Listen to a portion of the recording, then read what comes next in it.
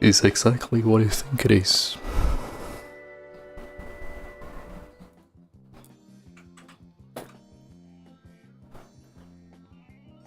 Camera activated. Camera hidden. Camera activated.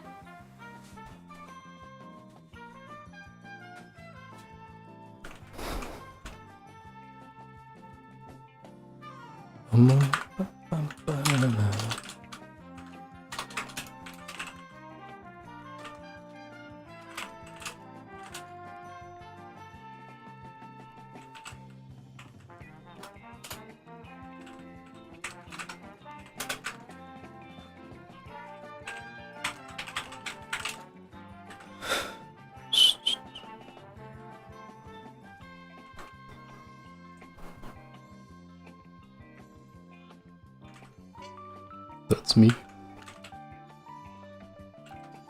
That is me.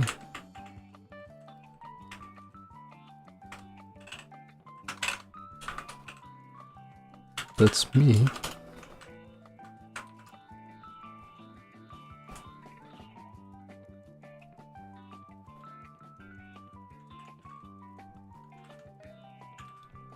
Okay.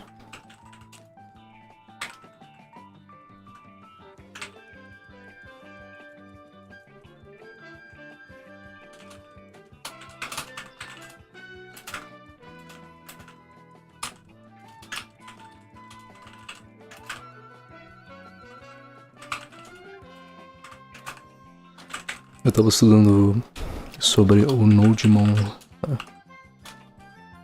O Nodemon, que é um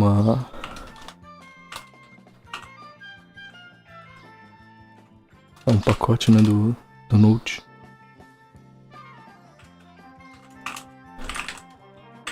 Que fica assistindo mudanças no seu arquivo. E automaticamente ele vai fazer ele reinicia o servidor, né?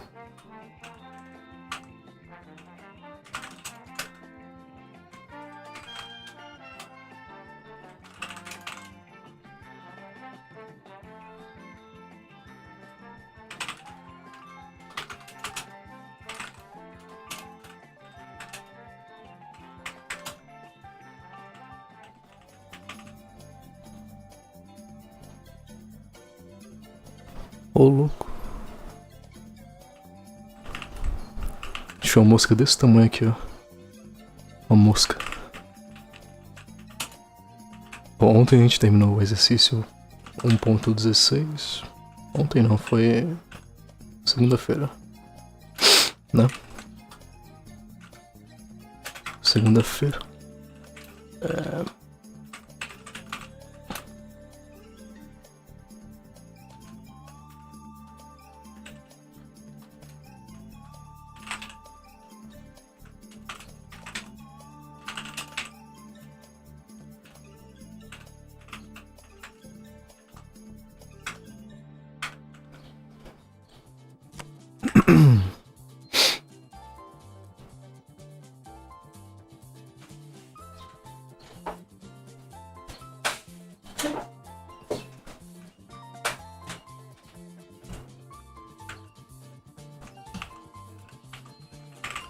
Vamos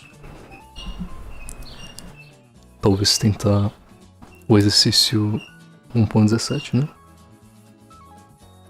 Deixa eu ver o que ele pede aqui.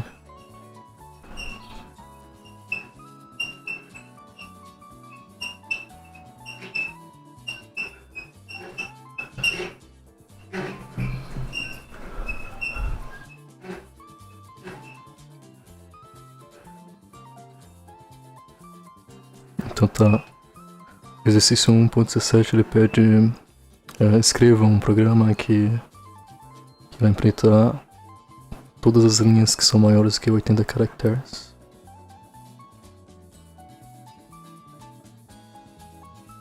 Maior do que 80 caracteres.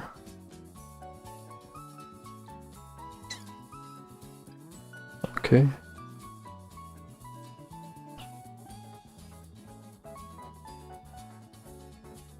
Não é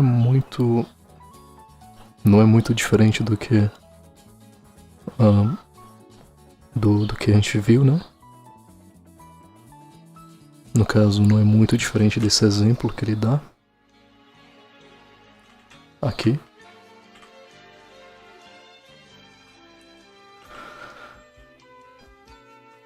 Então,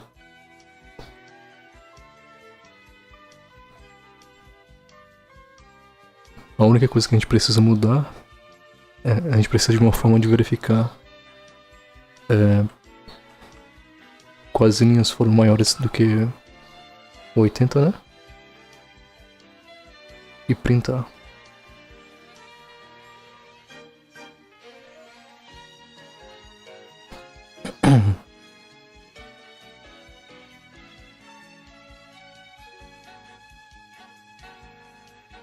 Vou fazer o seguinte. Eu vou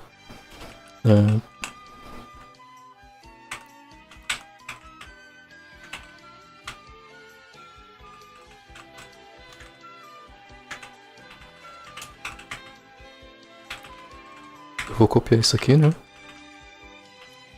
Vou fazer uma pasta para 1.16. 1.16. Mas não tá indo por quê?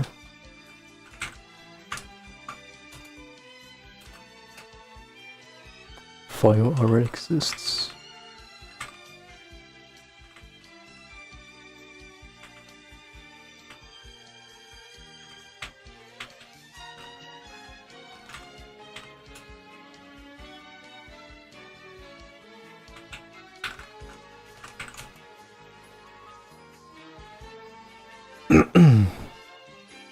Tá, mas não é um arquivo.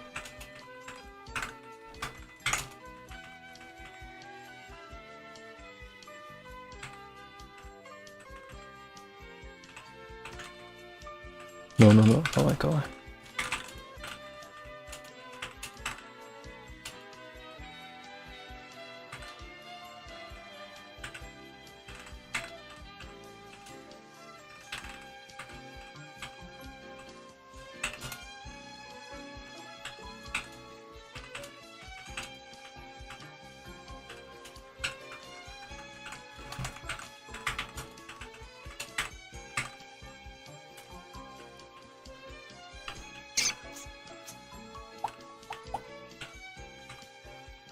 Vamos criar então 1.17.c.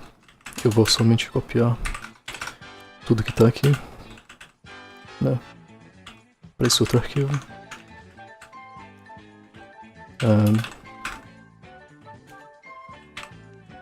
Beleza.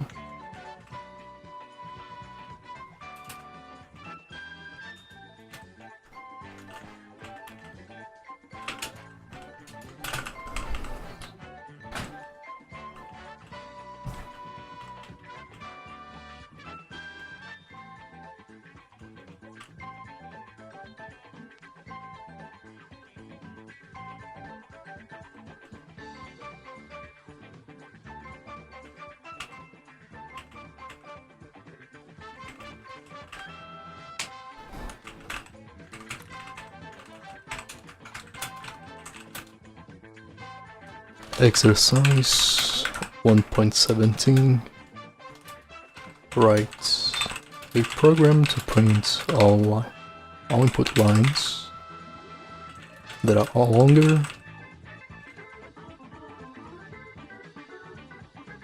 than 80 characters.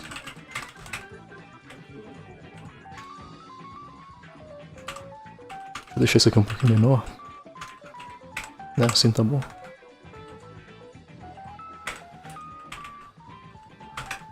Tá. É,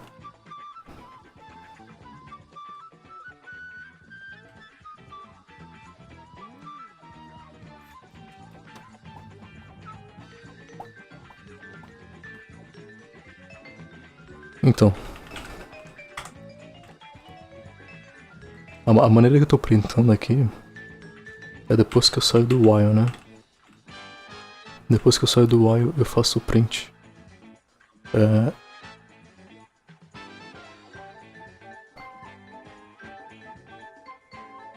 Eu posso resolver esse exercício se eu printar tudo dentro do while, né?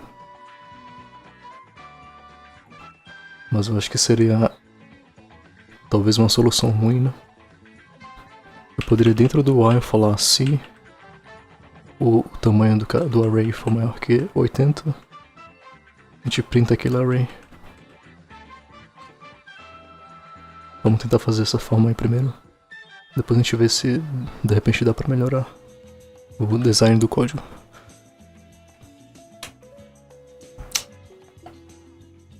Tá.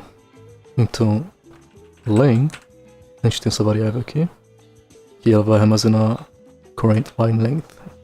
Ela vai armazenar o tamanho atual, o tamanho da atual linha, né? Então ela é um inteiro. A gente pode usar ela como verificação, né? Fazer um curly braces aqui.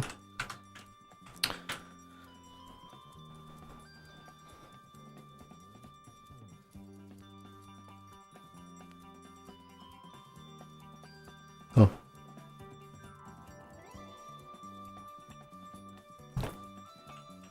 Uhum.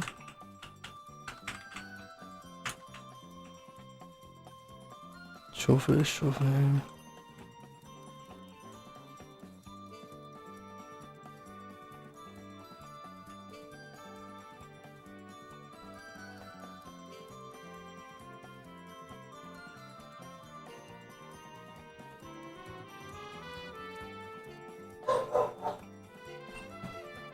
Hello 3B. I'm using the C programming language book.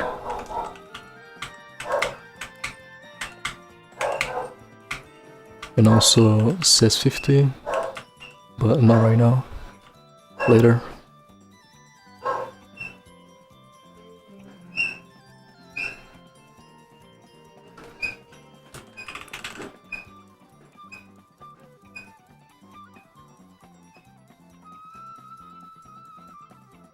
The original C book, yeah. It's the second edition. I don't remember the year, the release year, but I know that it's kinda old. Cool. Yeah. It's kinda old. It's kinda outdated in terms of syntax, you know. C has this new version called C11, and I think this is C99. I'm not sure. So sometimes I gotta, you know, adapt the code. For example, this function right here, in the book it's defined as getLine, but I had to change it to my_getLine, because getLine exists now, but when the book was written, it didn't exist, you know.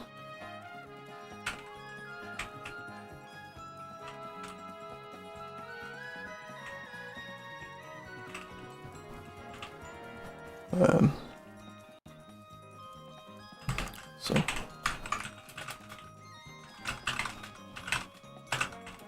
the copy first, or verify first. So if from that return to print.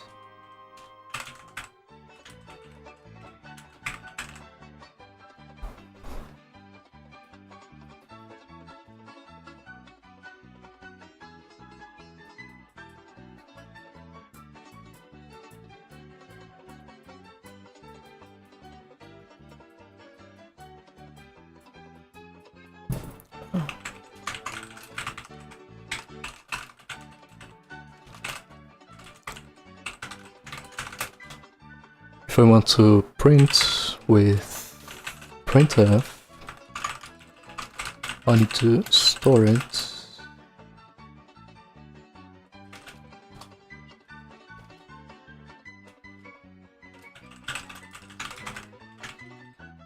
Right?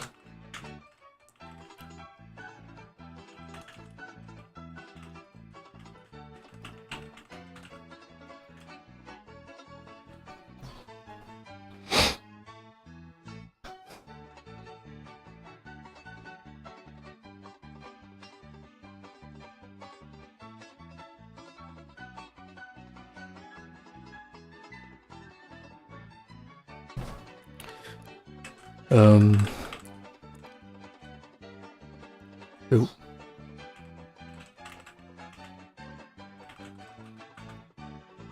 Oh, wait, hold on.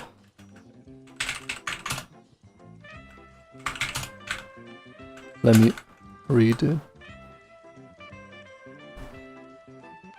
Yeah. It's a standard for, yeah. So I didn't know that. So when I first tried to compile the code with GCC, I was getting an error. And then I realized, okay, I have to rename it because probably this function didn't exist at the time of the book. But now it does exist.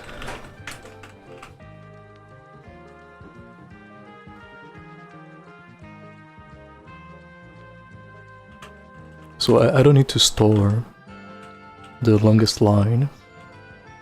So I don't need this array here. And I don't need to copy as well.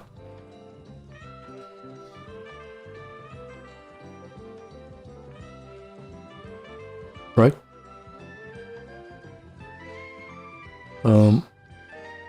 So one thing that I can do is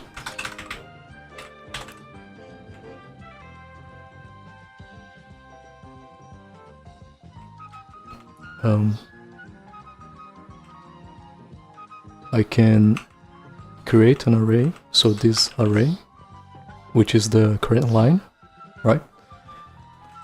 But I can like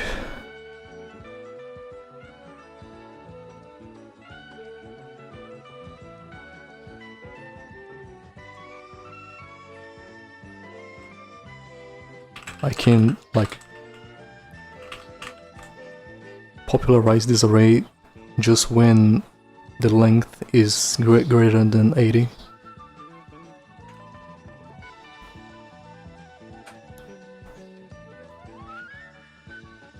Yeah.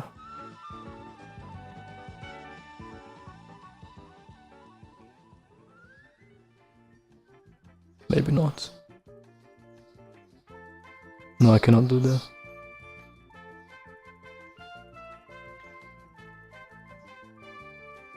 No, I cannot do that. I cannot do that.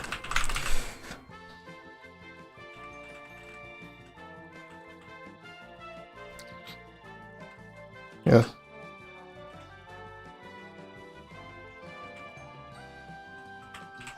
So,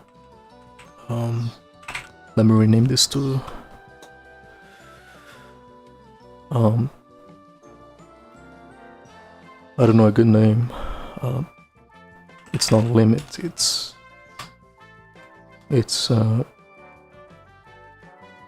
maybe minimum. I don't know, that's not a good name, but okay. It's the minimum threshold to print. It's like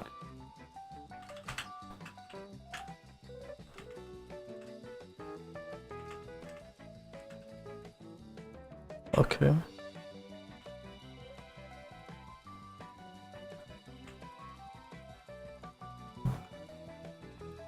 Longest line.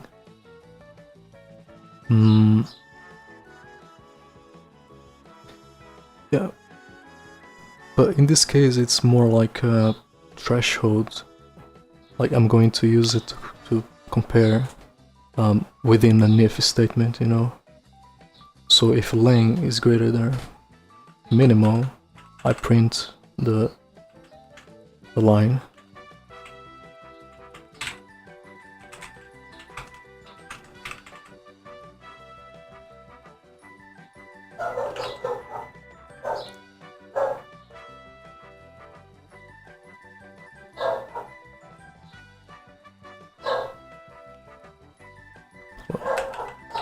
I don't need to copy.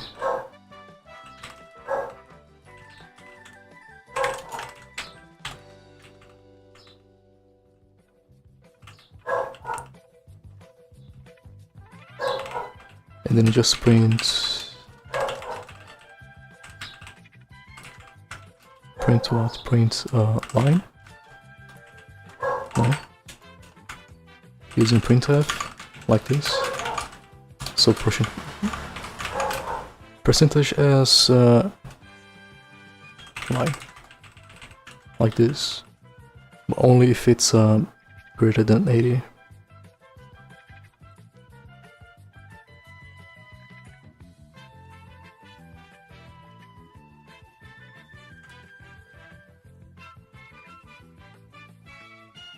Yeah.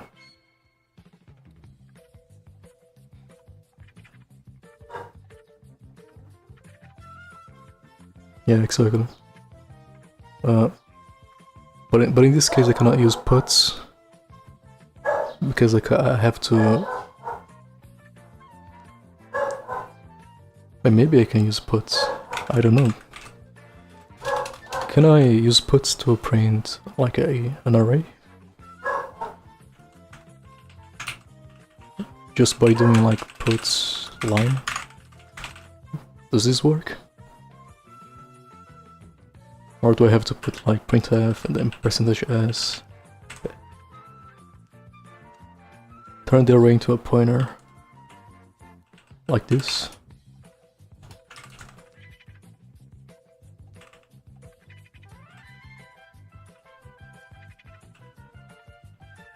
No?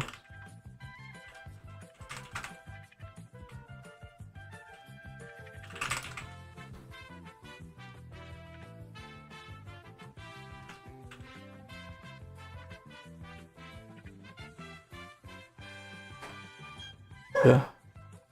So I don't think I'm going to mess around this function here. I think I can reduce it because there is a lot of things that it's not important to this exercise.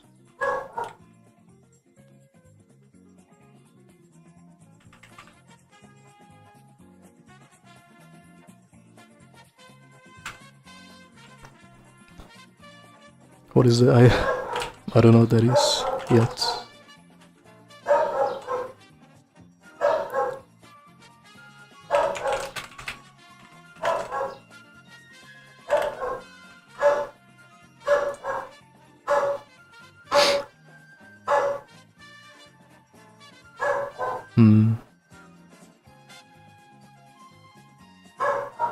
I see.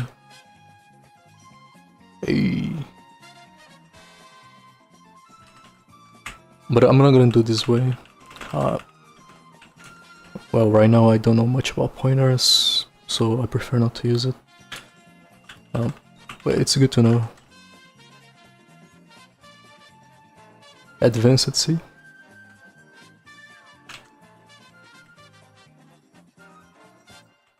So I don't need you right here, right?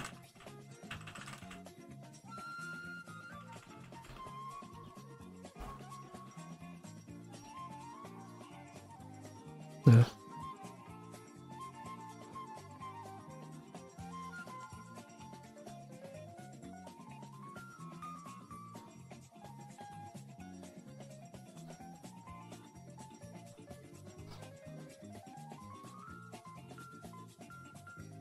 I think that's it.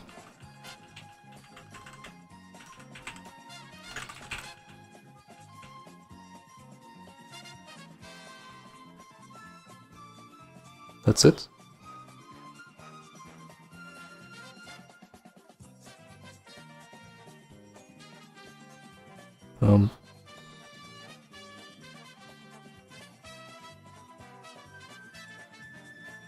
Temos uma pergunta do Sandro Popini. That should be it. Okay, I'm gonna test it. Just a second. Let me read this comment right here.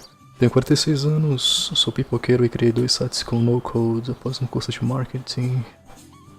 Agora estudo lógica para aprender programação. Mas me pergunto, com a inteligência artificial e a minha idade, ainda vale a pena?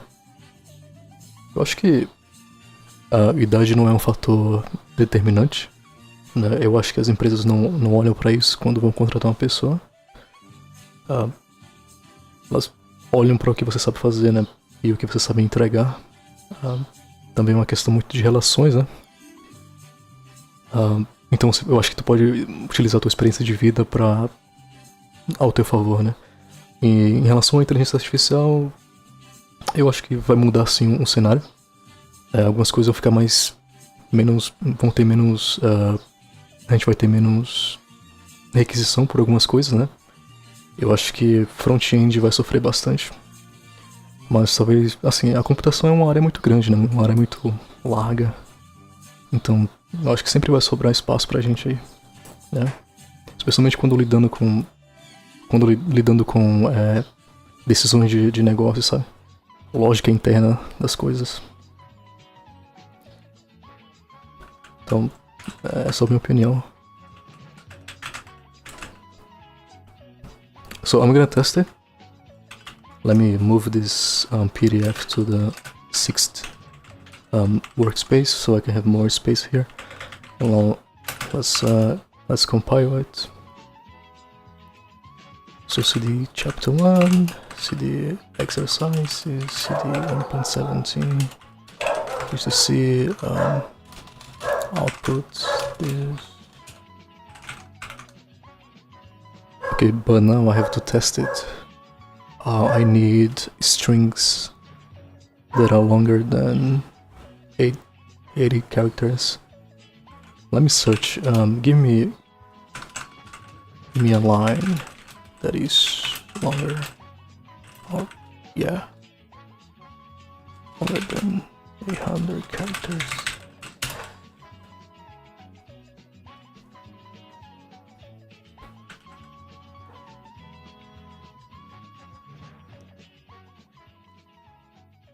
Is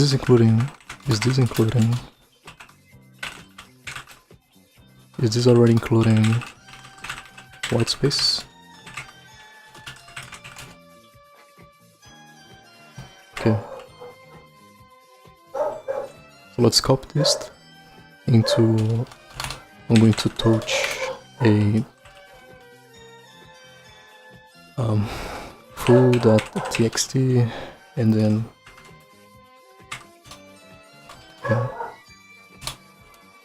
and then equal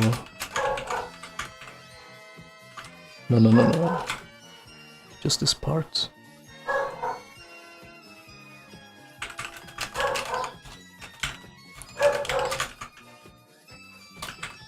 And then into the file foo, and I have to do that foo. Okay, now let's run. 1.17. Actually, let's do this selection. No, actually clipboard. And then let's execute the program. Ctrl Shift. No. It's like this. Okay. And then this. And then this, and then this.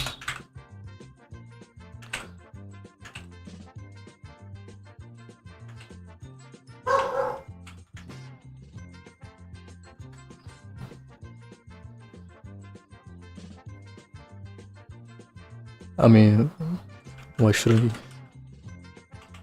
I have to count it? I don't wanna do it.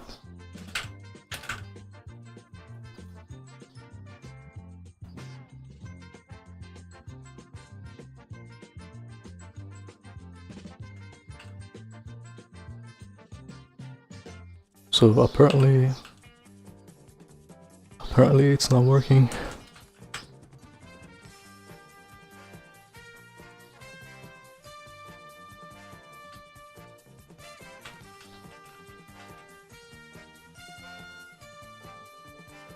Why not debug it? I am debugging it.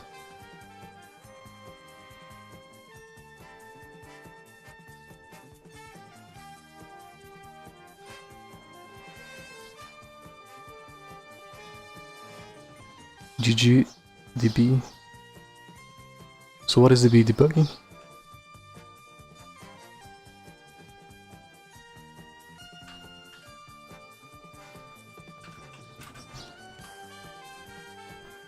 The GNU debugger.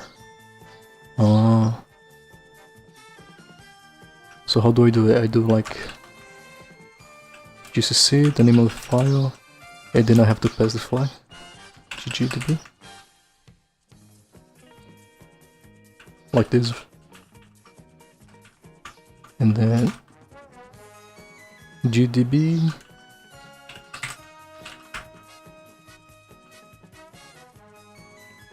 Or is it GGDB?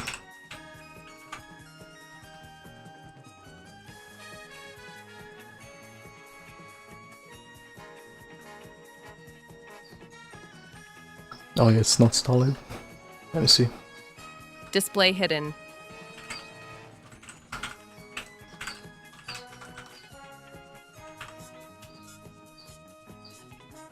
GDB.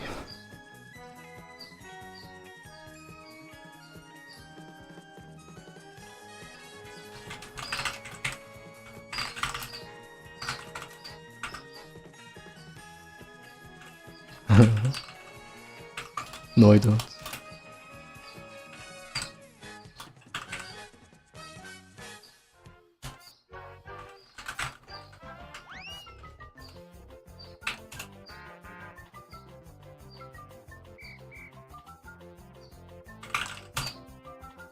Okay.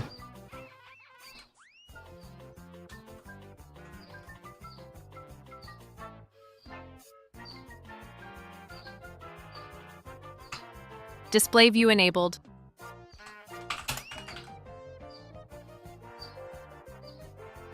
I didn't know about this.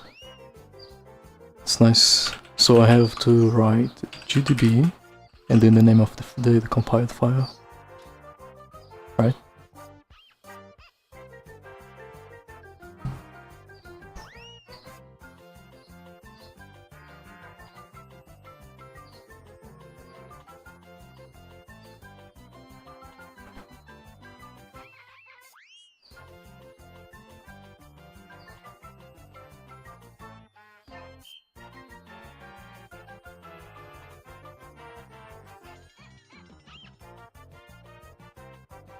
So I gotta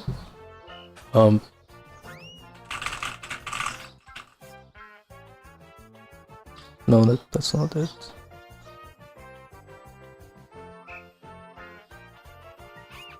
TY.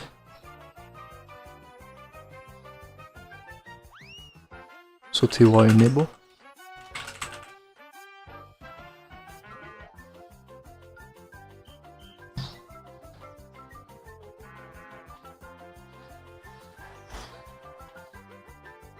Yeah. Whoa.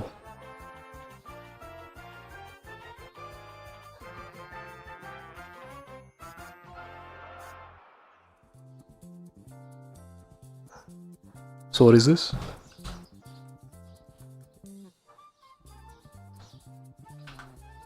Now you can start with start. So just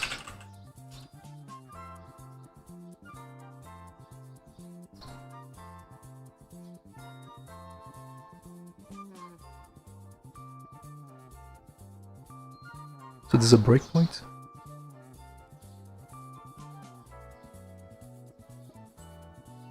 Next. Okay, so it's like this is the execution of. Oh, okay. Wow.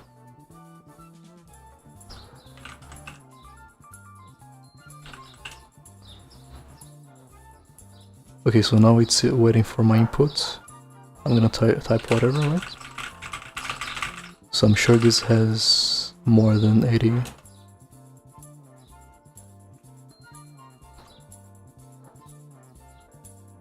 step to step into function calls. Oh, so I didn't. Wait.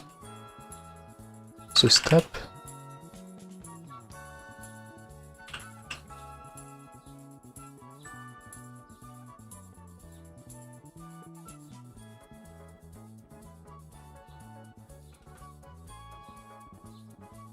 You can print variables with print variable name. Wow.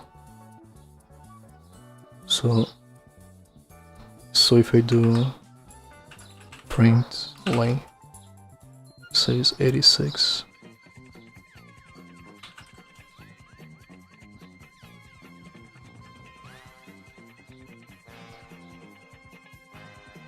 Okay, but should it be printing like the array? Is it waiting for my input once again?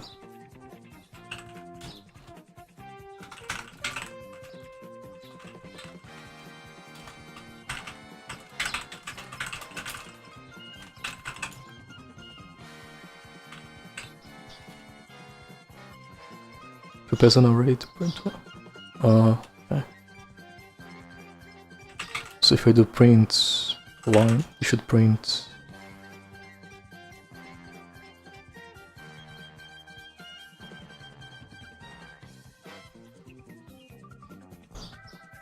damn.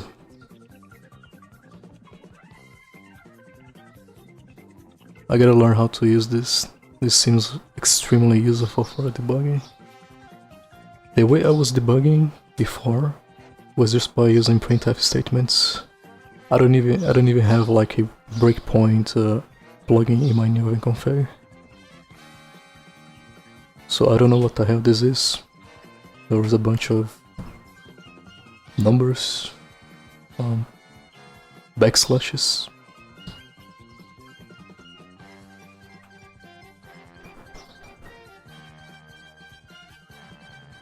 I was just like you, but I learned GDB. Damn. Thank you, bro. This is really useful. Much appreciated, as they say in English.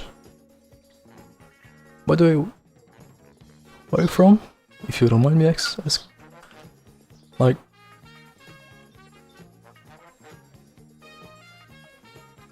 So what is going on here, bro?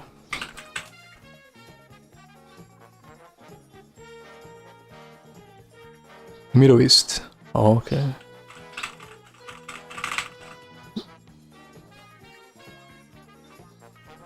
Middle East, I know. Well, to be honest, I don't know many countries, but I know roughly the region in the globe. So I don't know what the hell is happening. So how do I quit? Q and then yes, it's Q the process. Q is the process, okay.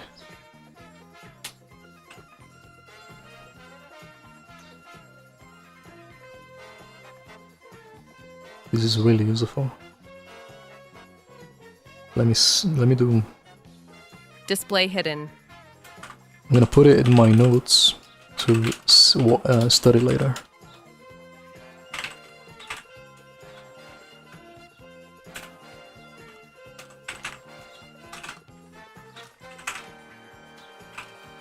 So what is it? It's GDB.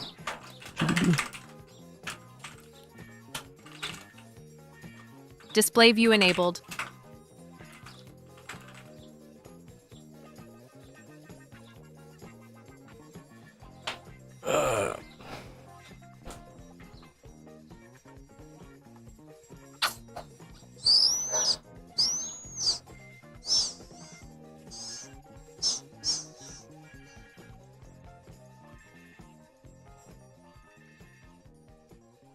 Cheguei. Que isso, Pedro? Gay. E aí, como é que você tá? Tranquilo?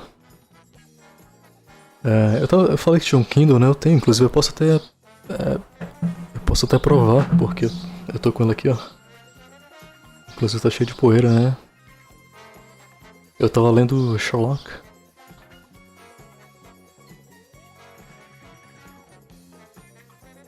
Ó, tá na paz?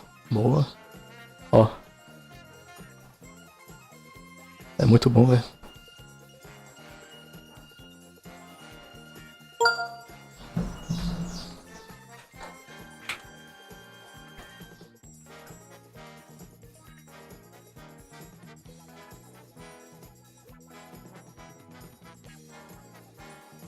Ah, sim, é uma outra versão que eles estão.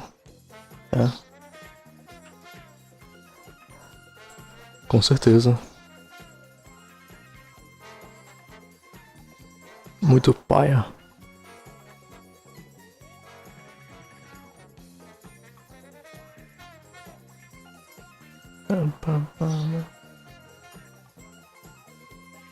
Essa versão que eu tenho é a 10ª versão.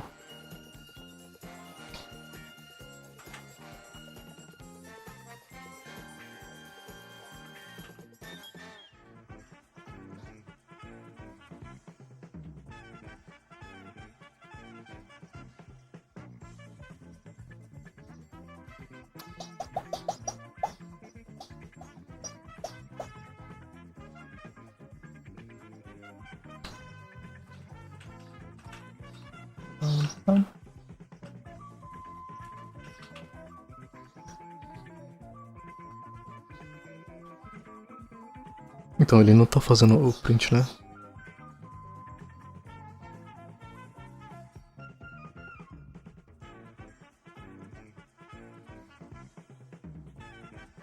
Por que não?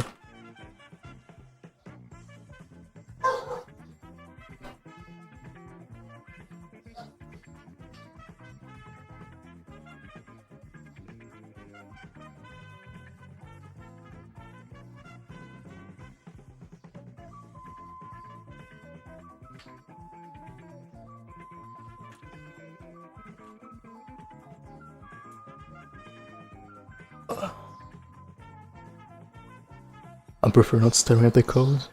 By the way, did you spot the debugging? I mean, did you spot the issue just by what I showed already?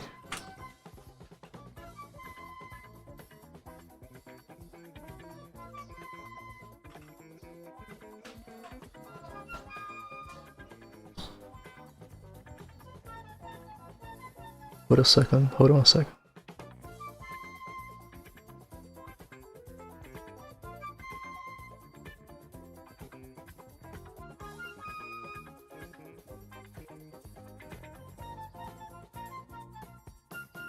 I don't see anything wrong in the code.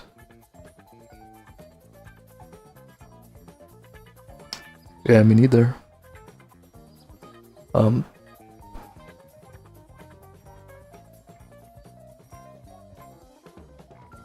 Maybe if I stir enough in the code. Okay, just kidding. Oh.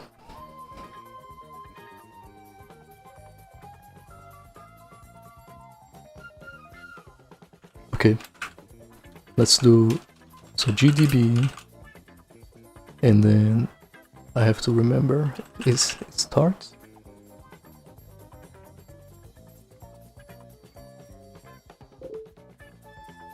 No, it's TY enable. I gotta remember this. Oh yeah. So TY stands for text user interface. Yeah, Felipe. Yeah.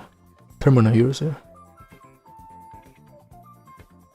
Okay, so what's next?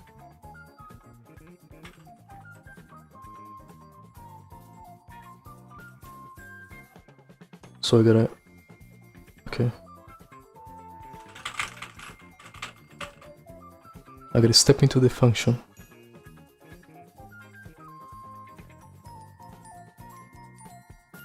Vai na academia hoje? Não. Eu treinei em casa.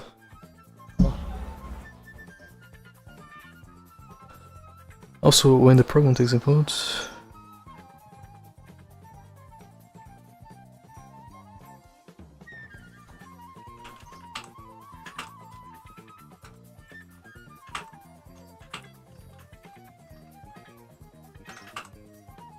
Control L is not working.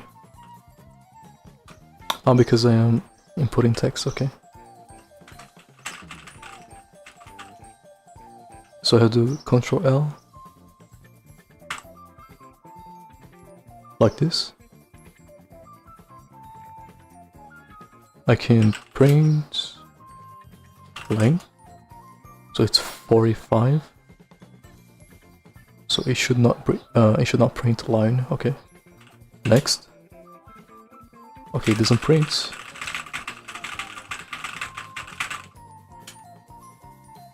Oh. So it's next or it's step. A step.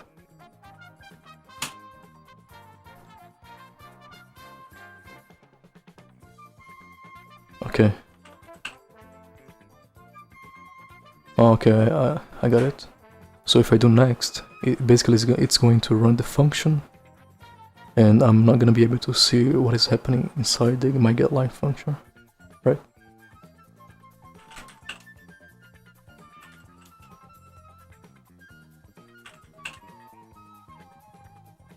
So it's going to get a character.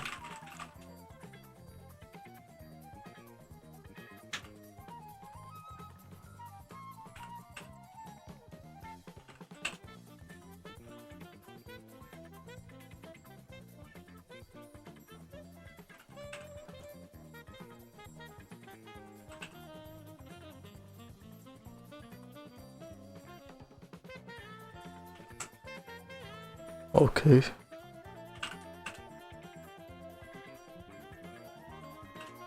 It's gonna do this a bunch of times.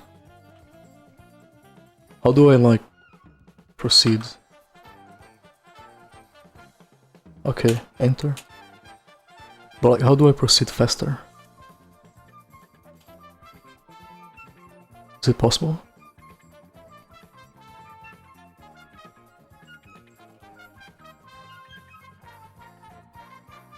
Set a breakpoint. Where?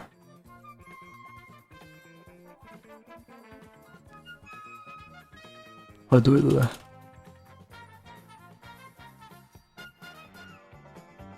Break line number. So like maybe break 44 here.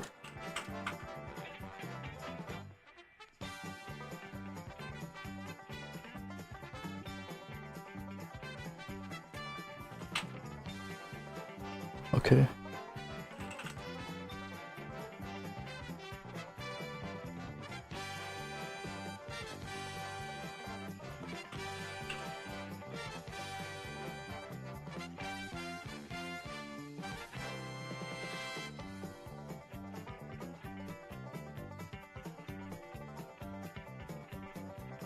What's...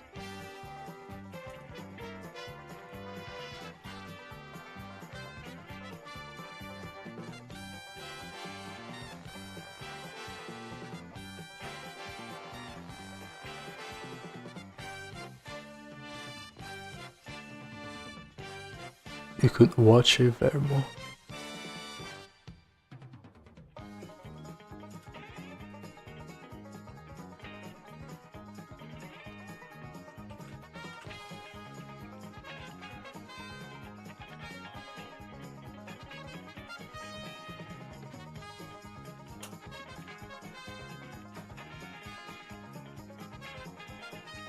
Well, I don't know what's happening.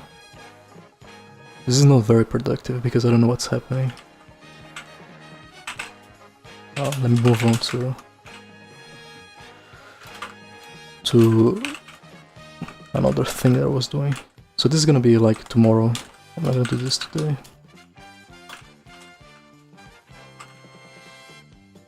I'm going to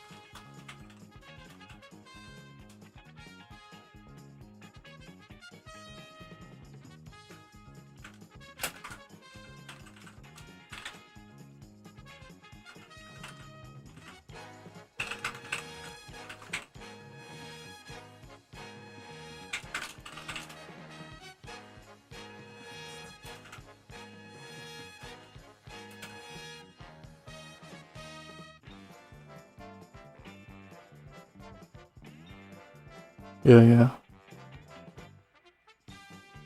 Thank you for telling me about this. Yeah, it's gonna be very usable.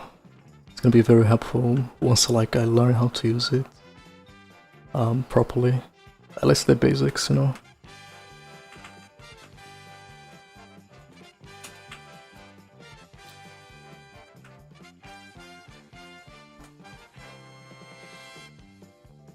Bum, bum, bum.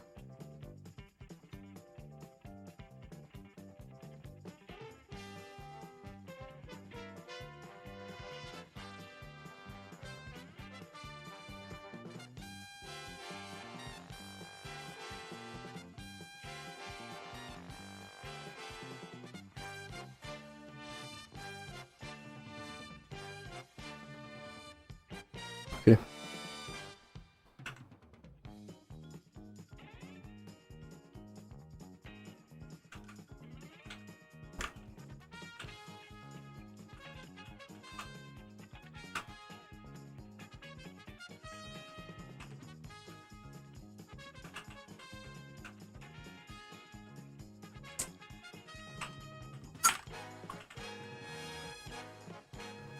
Fibonacci.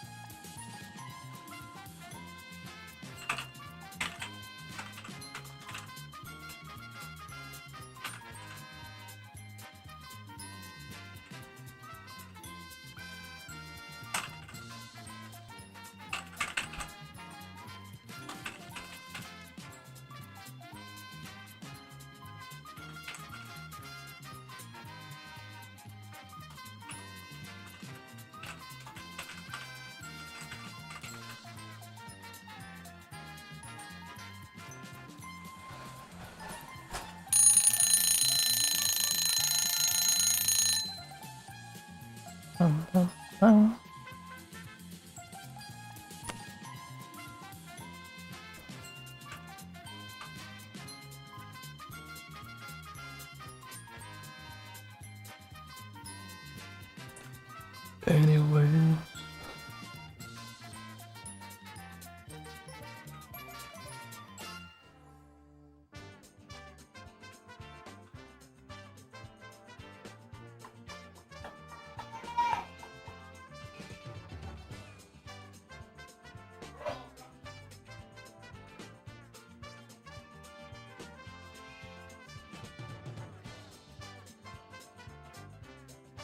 Fibonacci Series. Eu tenho que ver isso aí depois.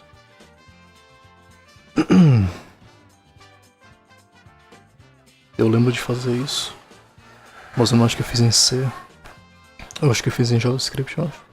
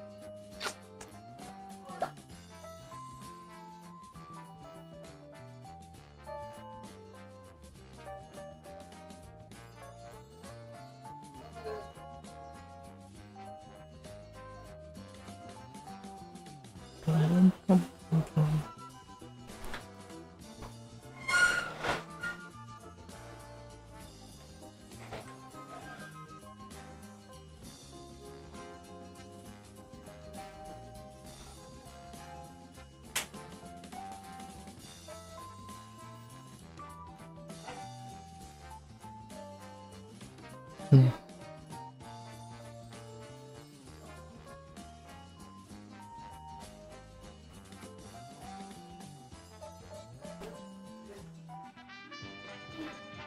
Enfim, volto já. Microphone muted. Camera hidden.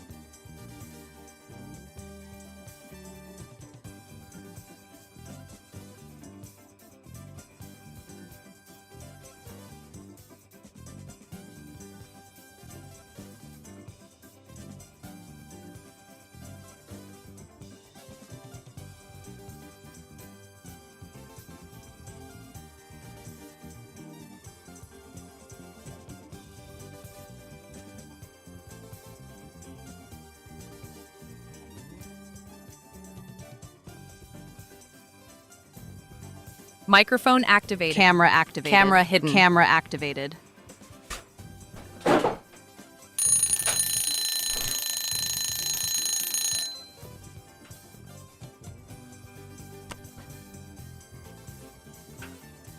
Special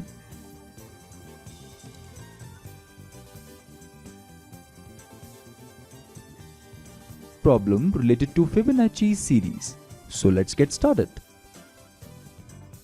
We need to write a program to print Fibonacci series up to n number of terms. This is our problem statement. You might ask me this question, where does this term comes from? The term Fibonacci comes from the name of an Italian mathematician, Leonardo of Pisa, also known as Fibonacci. Leonardo of Pisa was an Italian mathematician and was a great Italian mathematician who introduced this series to the world. After knowing where this term comes from, let's now understand what is Fibonacci series. In Fibonacci series, next term is obtained by taking sum of previous two terms. Let's suppose if we want to find out what is the value of fifth term, then the value of fifth term can be obtained from the previous two terms, that is the fourth term and the third term. This simply means you need to add the value of the fourth term and the value of the third term, which means 2 plus 1, which gives us 3. Mathematically, we can say that Fibonacci of n is equals to Fibonacci of n minus 1 plus Fibonacci of n minus 2. If we want to find out the Fibonacci of the fifth term, then this is equals to Fibonacci of the fourth term plus Fibonacci of the third term. Okay? What is so magical about Fibonacci numbers? Obviously, there is something magical about these numbers. Let's see what is so magical about them. Let's suppose we have one 1 by 1 square and then we have another 1 by 1 square. On the top of these two squares, we have a 2 by 2 square, and towards left, we have a 3 by 3 square. Towards bottom, we have a 5 by 5 square, and then we have an 8 by 8 square. You can see these squares are forming up the Fibonacci series, right? 1, 1, 2, 3, 5, 8, 13, and so on. Let's say we want to join these two opposite corners with the help of a curve, like this. Similarly, we want to join Ele vai fazer another curve, these two opposite corners with a curve, aquele desenho lá. then these two corners with a curve, and finally these two corners with a curve. Now, Ah, tá meio feio isso aqui. what do you observe in this figure? Here you're forming up a spiral, right? This spiral is also known as Fibonacci spiral. Now you might ask me this question, what's so magical about this Fibonacci spiral? The speciality of this spiral is that you can find this spiral in nature. Like for example, you can find a Fibonacci spiral in this beautiful flower, or you can find it in galaxy. This simply means that nature follows Fibonacci series, right? That is the beauty of Fibonacci series. That is why Fibonacci series is special, because it has a lot of applications which you can find out in nature, and that is why we are studying Fibonacci series here. After having the motivation of why we are studying Fibonacci series, let's get back to our problem statement. We need to write a program to print Fibonacci series up to n number of terms. Let's see how the program looks like.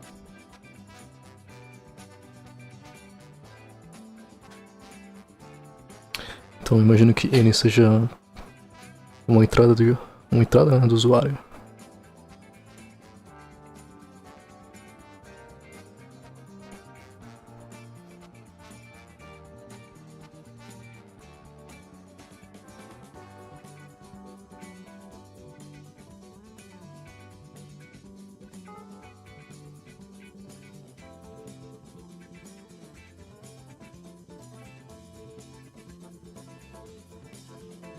Suppose we initialize a by 0 and b by 1. Then after that we run this for loop from 1 to n, where n is the number of terms. Inside this for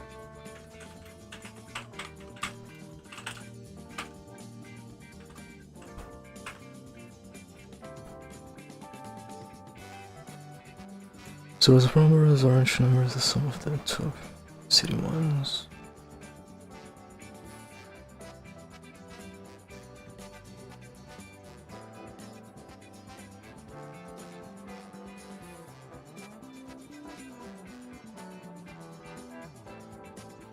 Então, 0 mais 1, temos 1. 1 mais 1, temos 2. 2 mais 1, temos 3. 3 mais 2, temos 5.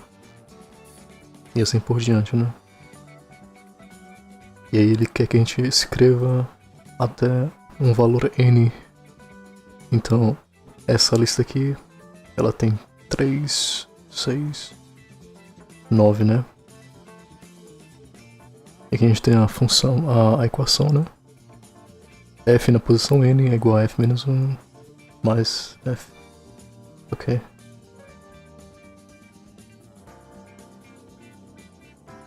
Então a gente começa com 0 e 1, né? 0 e 1.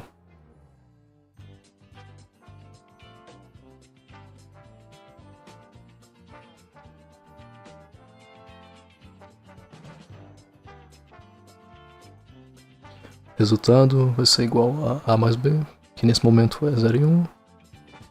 Temos 1, que é esse carinha aqui. Nós printamos o A, então vai ser 0. E depois a gente faz o que? Uma inversão. Uma A igual a B e B igual a resultado. A igual a B. Então A vai ser 1, B vai ser resultado. Ah, tá. Pra que a gente possa somar depois, né? Entendeu? For loop, you can Tá. see we are printing the value of A, and then after that we calculate the result, which is A plus B. We simply store the value of B inside A, and then after that we simply store result inside B. In order to understand this code, we need to consider one example. Let's suppose n is equals to 6. In the iteration number 1, value 0 will be printed on the screen. As 1 is less than n, therefore condition is satisfied, we come inside this for loop and print the value of A. That is 0. After that, we calculate the result, which becomes 1, because A plus B, that is 0 plus 1, is 1 only. After that, A becomes 1, and B also becomes 1, because A will contain the value of B, and B will contain the result. In the iteration number 2, value 1 will get printed on the screen because A is equals to 1.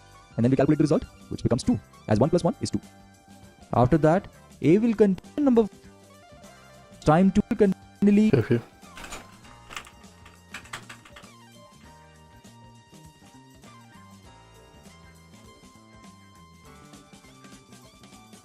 Ó.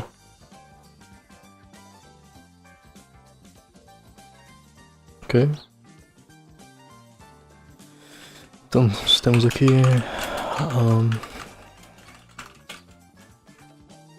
Neso Academy, aula número 55, Fibonacci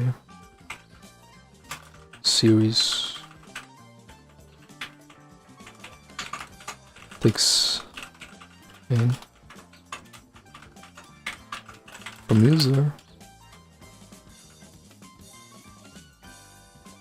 and prints Fibonacci series until the forma. Então a gente vai ter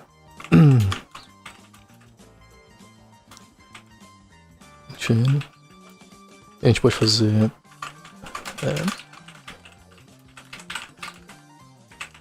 scanf, né? A gente vai escanear um decimal passando o endereço de memória do nosso querido N. E nós vamos ter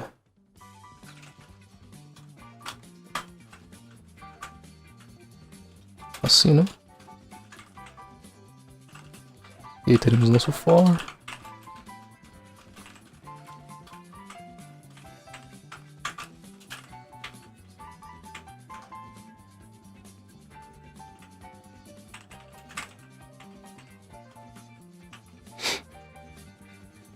Nós vamos printar o A.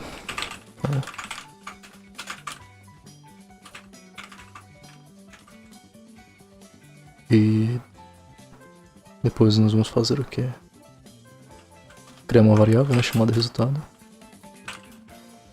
Ela vai ser o A mais B, né? E a gente vai fazer o A ser o B e o B ser o resultado.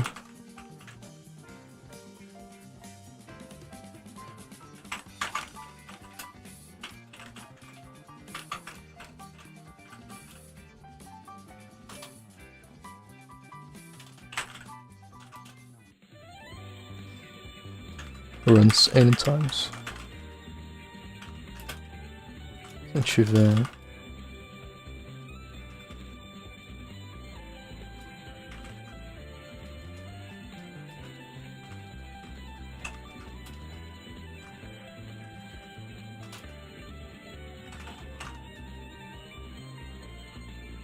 vamos ver aqui. Aqui tinha quantos números que a gente contou? 9, não foi? Então 9. A gente pode, de repente, tirar esse line daqui E somente colocar no final aqui, put char. Assim. A gente precisa recompilar isso aqui, né? Colocar um espaçozinho, né, pra ficar mais estilizado.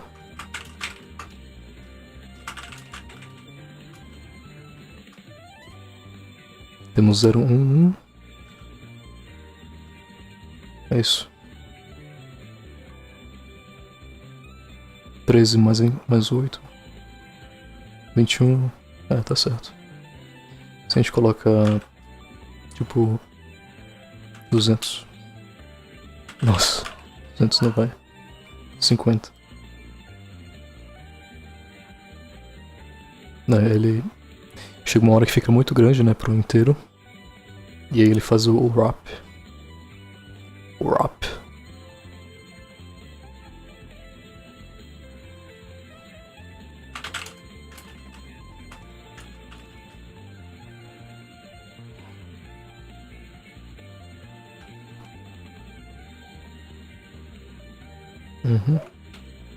Opa.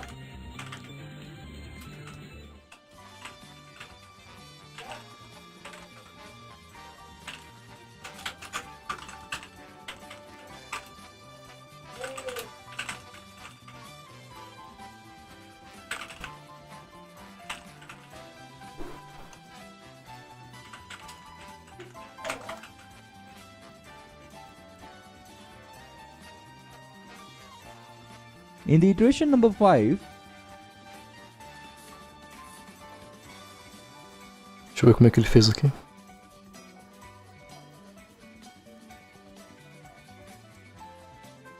Enter the number of terms. Ok. Inicializou.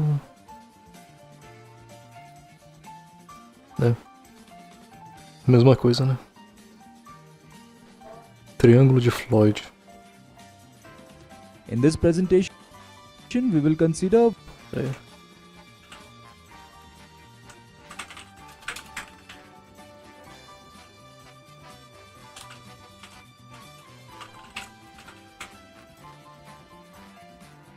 one special problem related to Floyd's triangle. So let's get started. First of all, let's consider some basics. What is Floyd's triangle? Floyd's triangle, named after computer scientist Robert W. Floyd, is a right-angled triangular array of natural numbers. It is filled by natural numbers consecutively starting with 1 in the top left corner. Like for example, suppose we have a Floyd's triangle with 5 rows. Then a Floyd's triangle with 5 rows may look like this. Starting from the 1 in the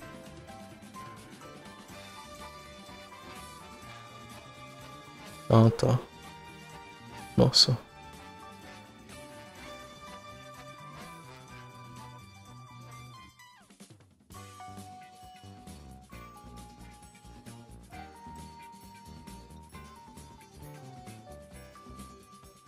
in the top left corner, then the rest of the natural numbers will get printed consecutively in a right angle triangle.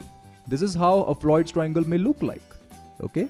Now, after understanding how a Floyd's triangle looks like, let's try to understand how we can write a code in C language which can print Floyd's triangle on the screen. Suppose user wants to print this triangle on the screen. Then as a developer, I need to ask you Mas Floyd's triangle. It's a right angle triangular array.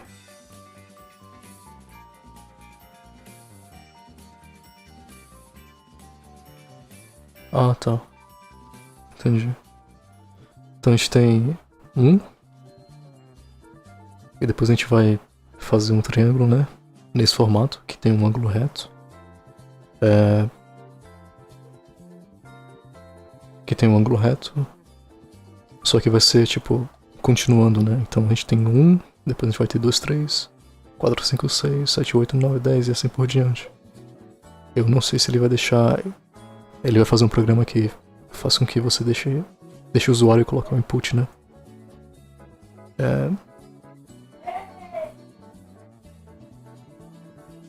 Então... Interessante. Talvez eu consiga fazer sozinho isso aí.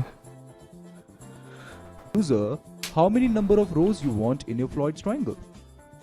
Ele falou. How many triangle on the screen? Then as a developer, I need to ask user how many number of rows you want in your Floyd's triangle. Que ele então vai deixar o usuário colocar. Therefore, I ask enter the number of rows. Then user may provide 5. Número de linhas.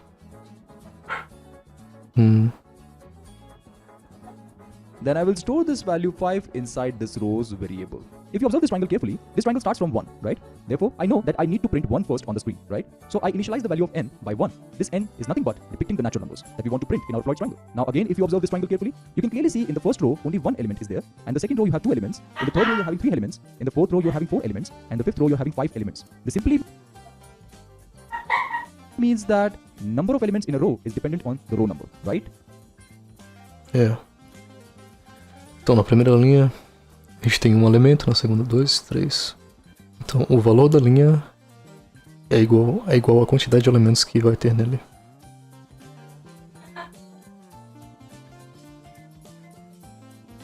Eu não acho que ele vai utilizar array para fazer isso, porque ele ainda não chegou a ensinar arrays, eu acho.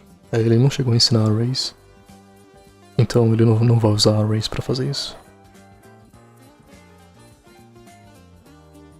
Não parece tão difícil, né? Eu acho que ele vai usar um new line character para adicionar uma quebra de linha. E é isso.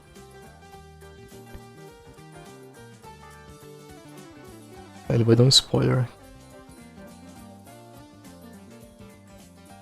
Talvez eu consiga fazer sozinho isso aqui. Depende, né, da lógica.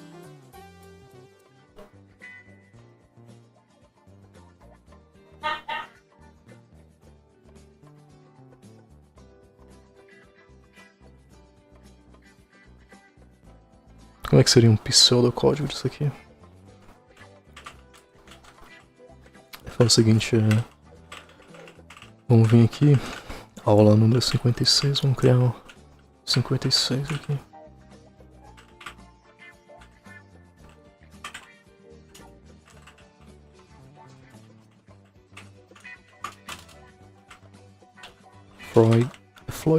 Floyd's triangle.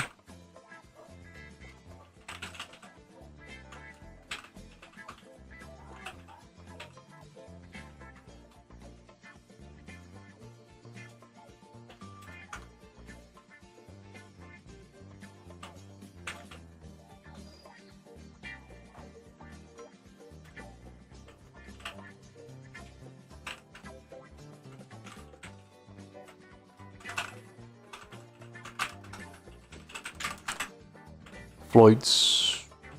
Não é assim, é Floyd's triangle.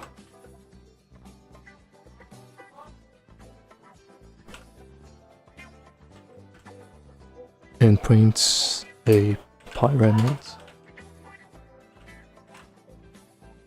with any rows.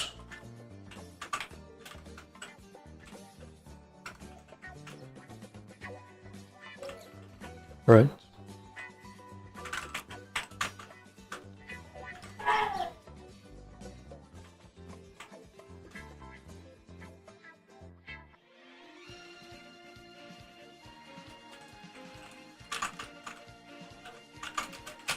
Enter number of rows. Scanf, decimal.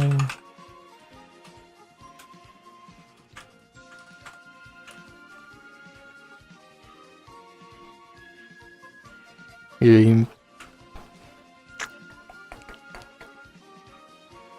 for.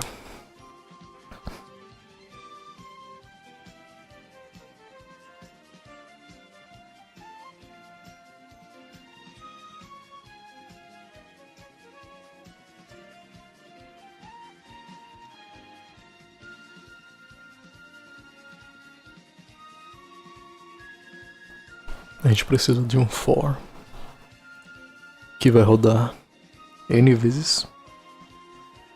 E a gente precisa de uma forma de traquear, né? Qual que é a linha que a gente tá.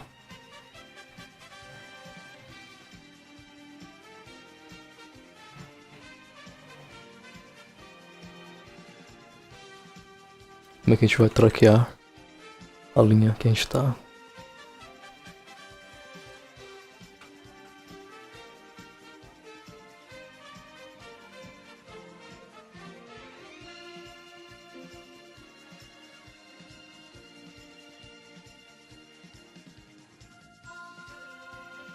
One.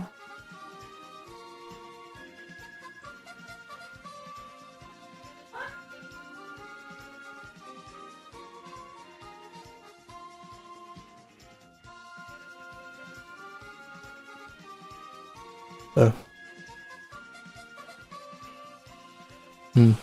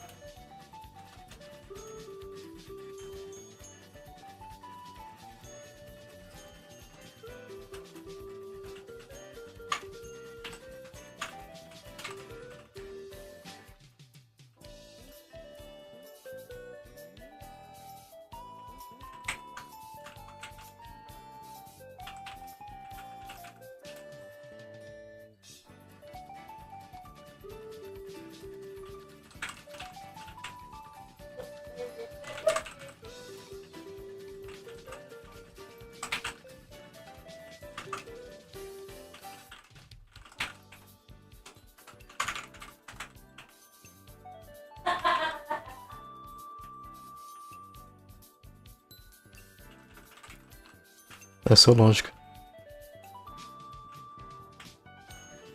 Só que como que eu vou saber se eu tô numa linha ou não?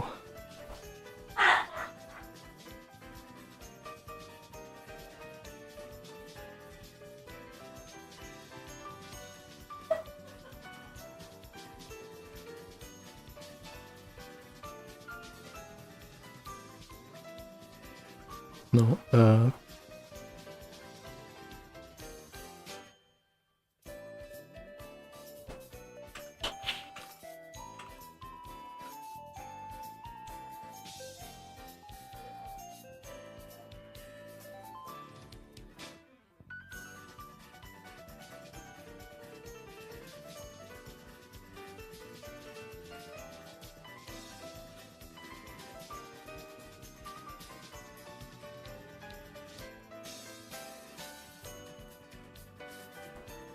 5. Deixa eu tentar achar alguma relação aqui. Alguma relação entre o número de linhas e o valor máximo. Talvez seja 3 vezes. Se eu tiver... Se eu tiver... rows igual a, sei lá, 8, 7, talvez... Vou colocar um número menor, né? Só pra testar. 4. Será que o valor máximo vai ser 12? A gente vai ter um...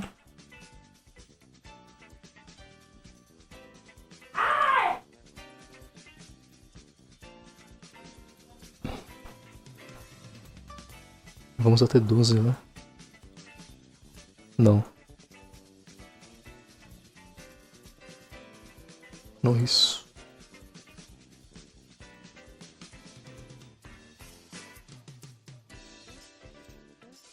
Enfim, deixa eu ver a aula aqui, né?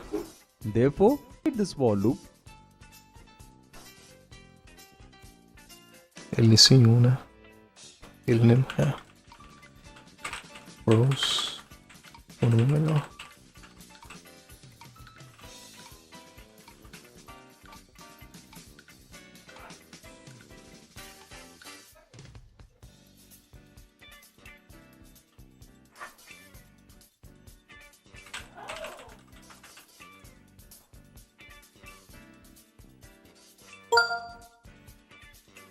Calma aí.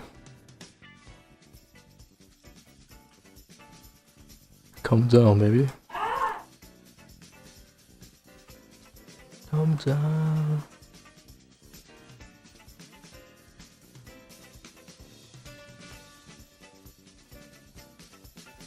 Ele fez 2 fors.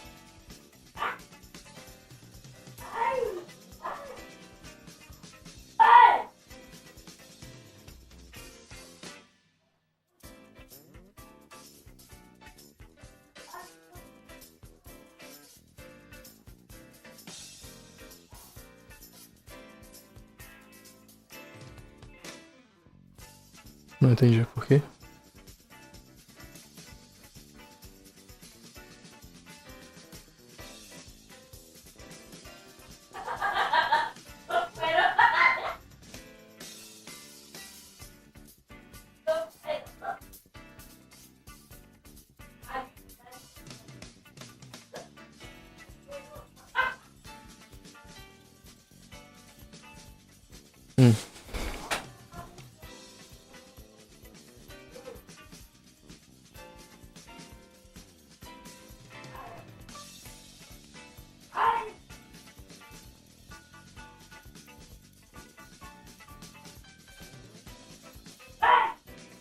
Enquanto o J for menor ou igual aí.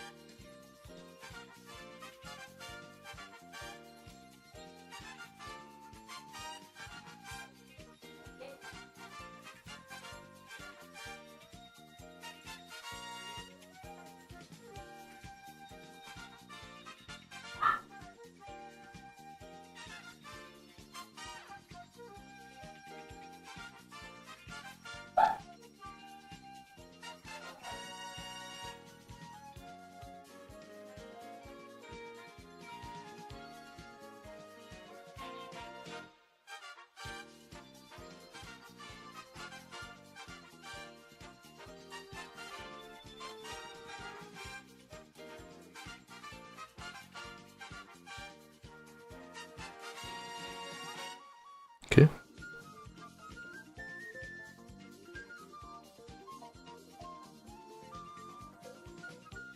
Não entendi.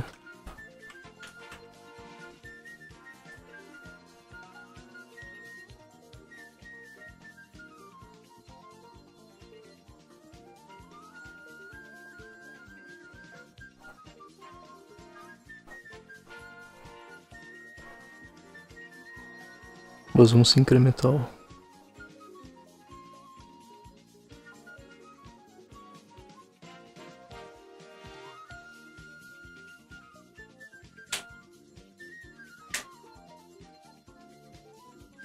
Ué, deixa eu escrever aqui só pra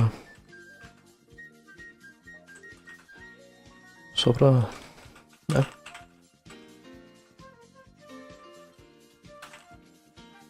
tentar entender melhor.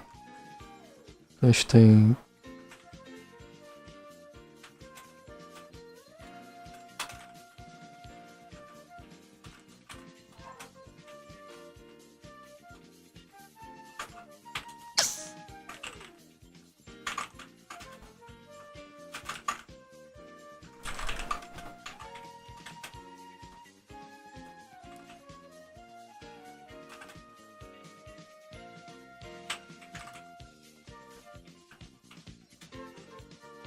não é rows. É o valor, né? O N aqui.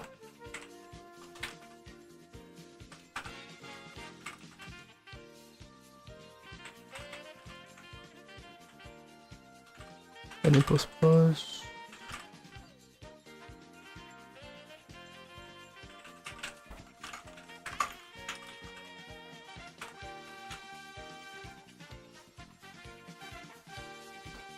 Tá, deixa eu tentar entender isso aqui.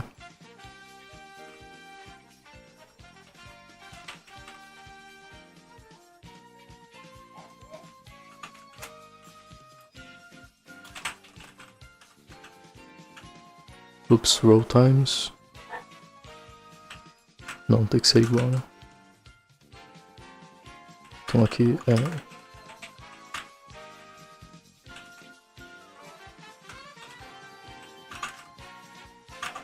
Uau.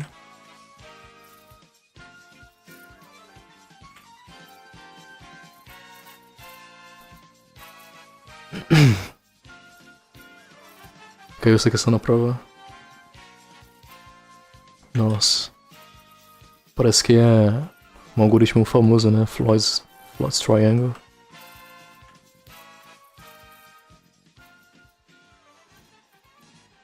Mesmo vendo a resposta, não tá tão claro, entendeu?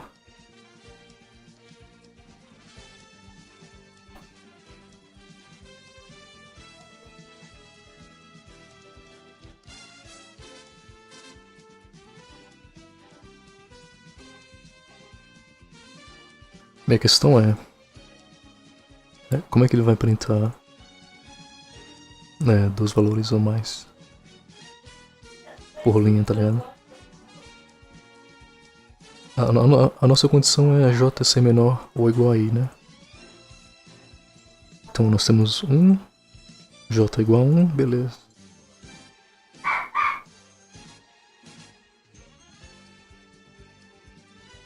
Aí depois nós temos 2. Será que é porque... Ah, tá. É porque... Ah, entendi. É porque a gente continua reiniciando o J, né?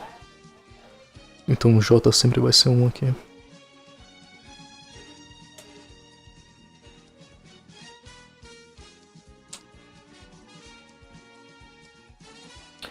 Esse N, ele tem que ser iniciado por 1, né? Assim.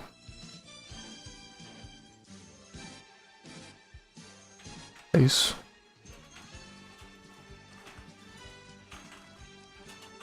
Depois eu vou desenhar só pra tentar fixar melhor, sabe?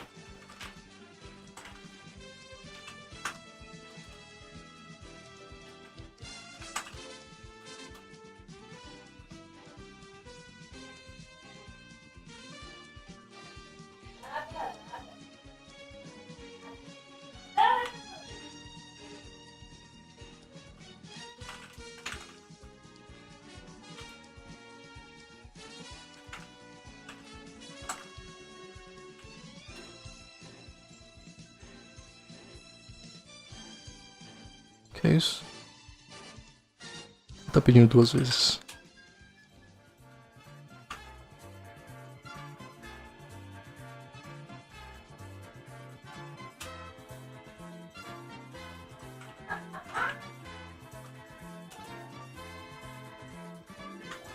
Ele tá pedindo 2 vezes, né?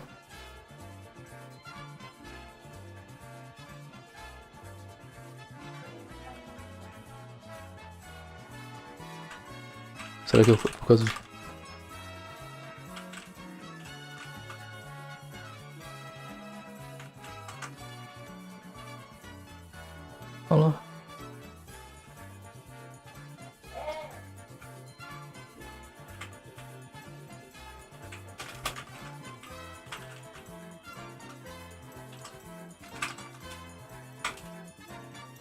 Nossa, era New Line Character.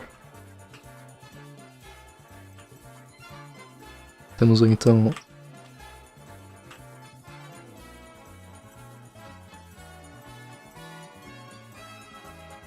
bom, tá correto, né?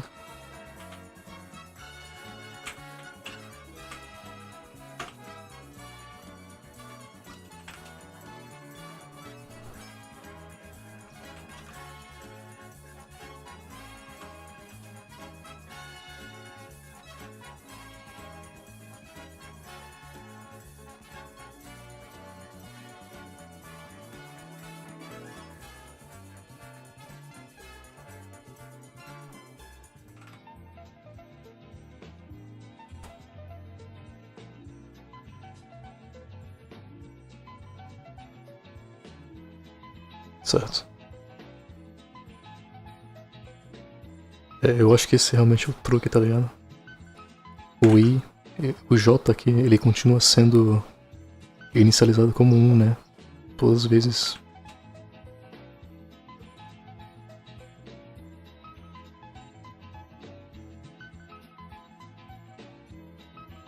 Então...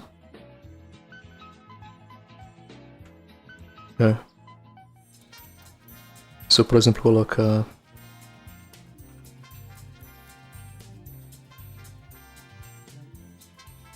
primeira iteração,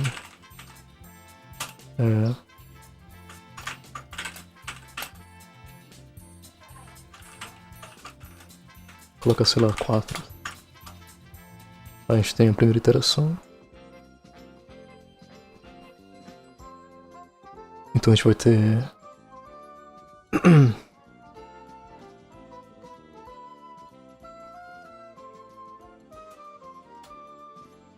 second. Então a gente vai ter J é menor que I. Então J é menor do que ou igual a 1. Então é sim, né? Ele é igual. Ele vai apertar 1 na tela e vai acrescentar 1 aqui, tá, né? Vai ficar 2. Beleza. Aí na segunda interação, J é menor ou igual a 2. Yes. Então 1 é menor ou igual a 2. Então esse J vai rodar 2 vezes.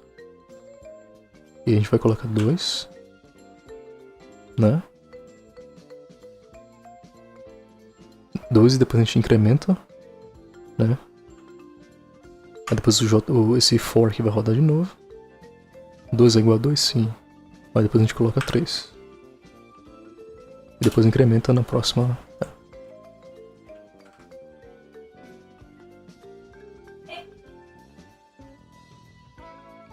Interessante, né?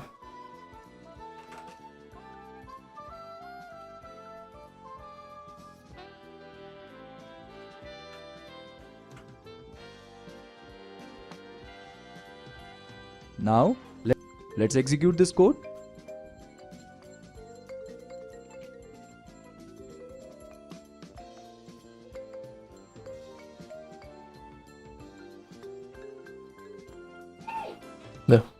A única diferença é que ele declarou o I e o J fora do escopo do for, né? É a única diferença.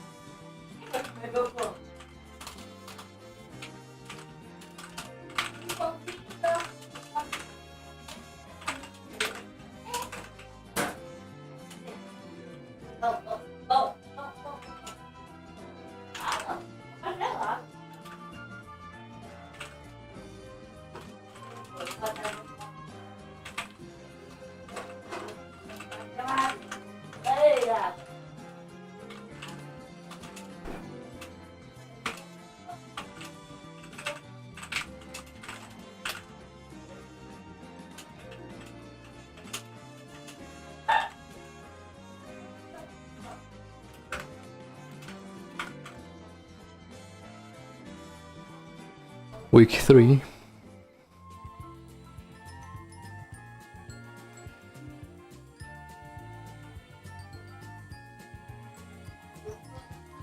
Tô quase terminando de ler essas anotações. Eu gosto de ler a anotação e depois ver a videoaula, né? Eu acho melhor. Porque você já vai pra videoaula com algum contexto. Sempre é muito bom você ir pra videoaula com contexto, tá ligado?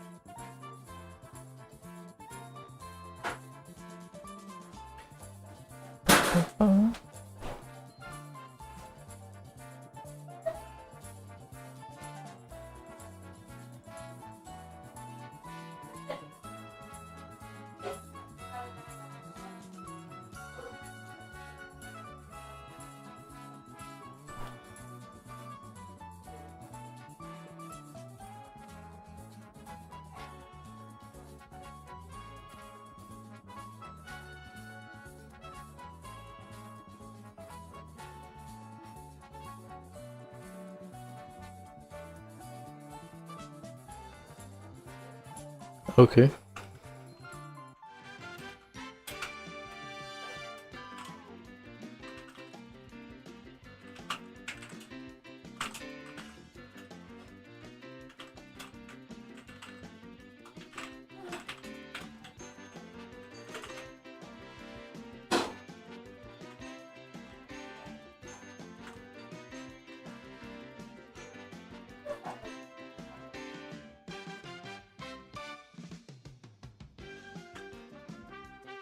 Assim, aqui eu já compilei isso aqui, né?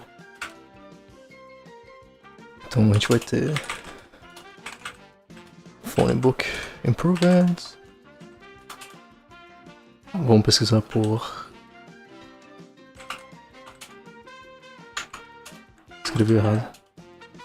Ai.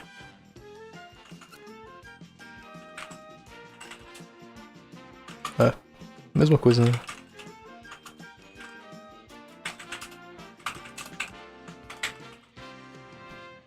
Enfim.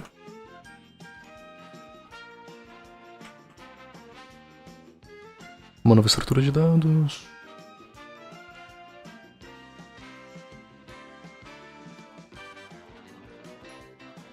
Criamos um array que é do tipo pessoa e que possui um tamanho 3. Nós então atualizamos nomes e os números de telefone.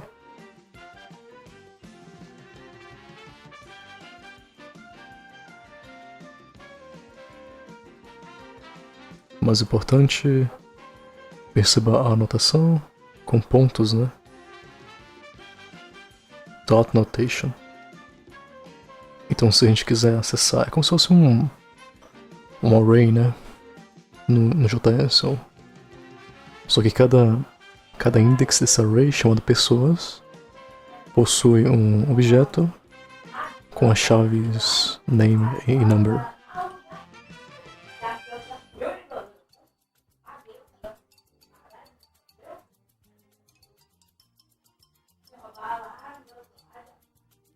E a gente consegue acessar, né? A gente consegue passar para o string compare.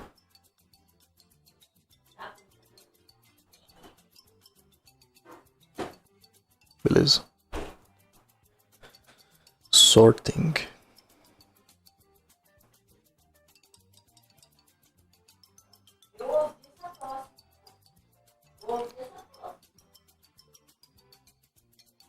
Isso aqui eu vi um pouquinho, né? A gente vai ver isso aqui.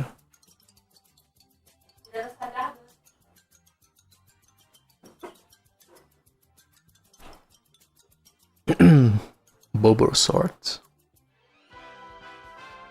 Temos um outro algoritmo de ordenação que funciona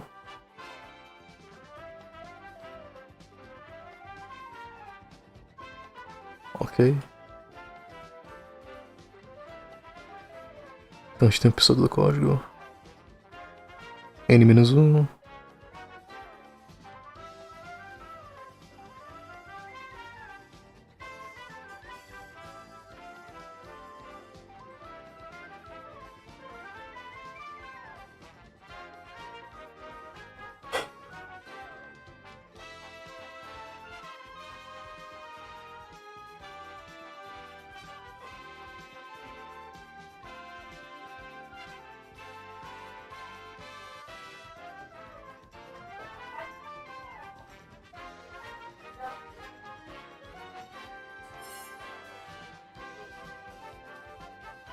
Ok.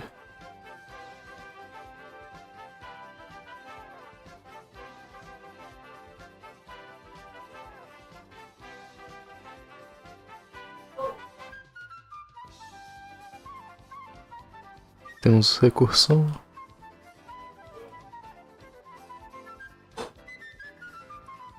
Um conceito. Uma função se chama, beleza.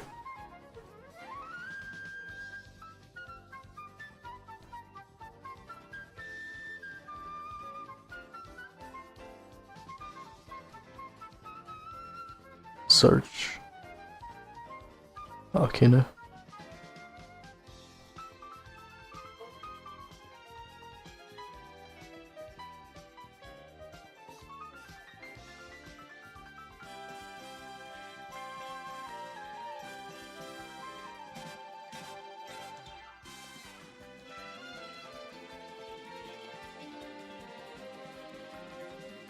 Nossa.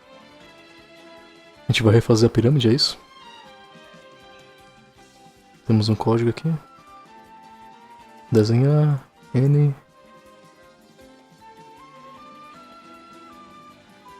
Nossa, bem mais simples, eu acho, do que a forma que eu fiz, ou não.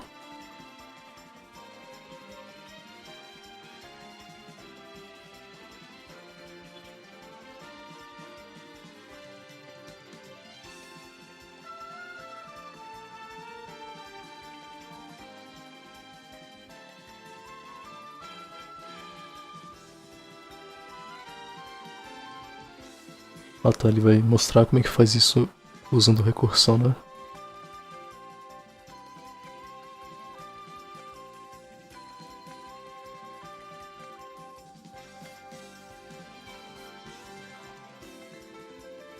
Ô louco, a gente pode fazer isso. A gente pode simplesmente usar o return.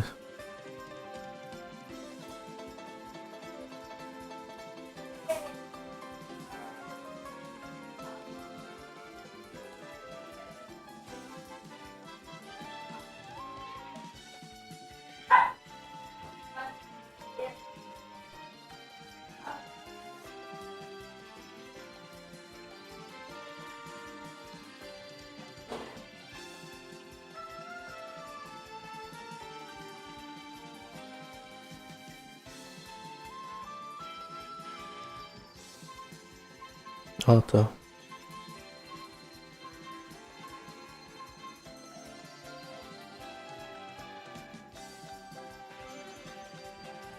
Então ele tá explicando que isso daqui é pra gente não ter um loop infinito, né?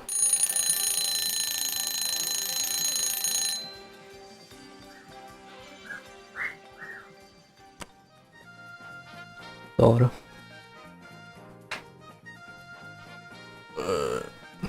Depois eu vejo, vou colocar isso aí no meu editor.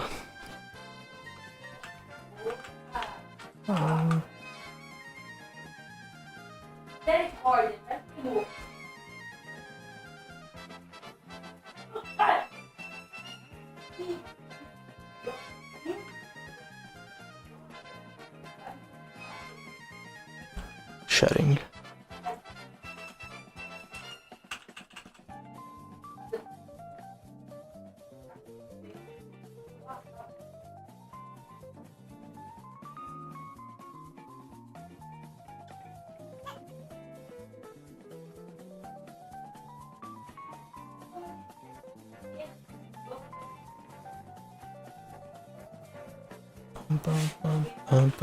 Deixa eu ver o que o pessoal tá falando aqui no Discord.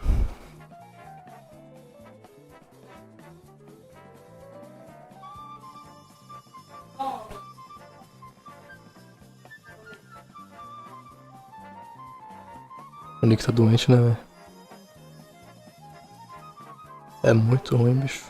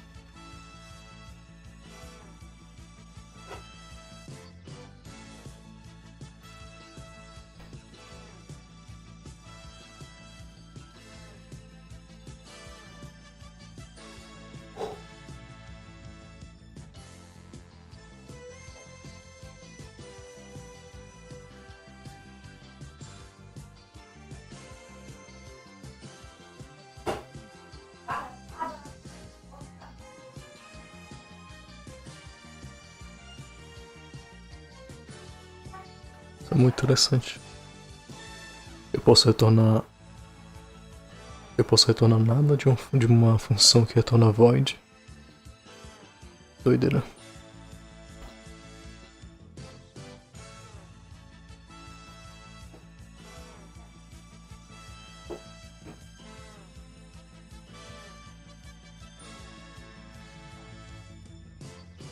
Enfim, volta aí já. Microphone muted. Camera hidden.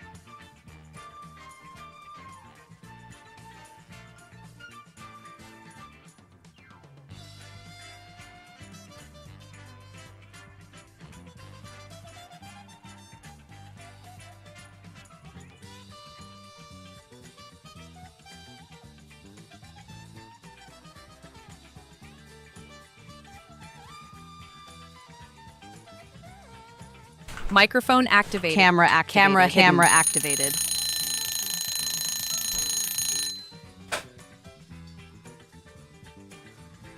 There is a lot going on. There is a lot.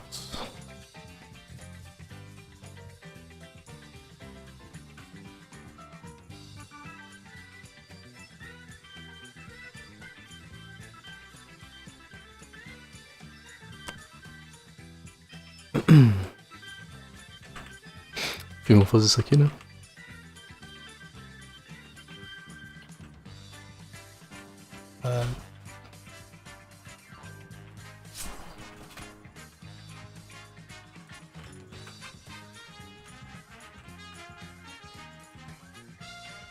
Iteration.c.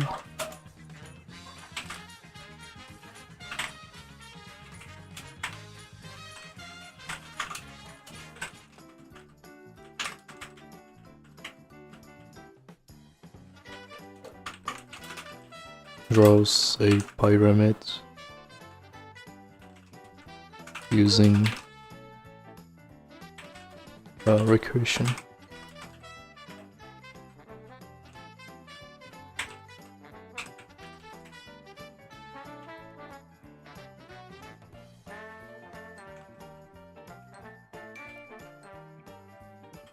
Let's also include cs50.h.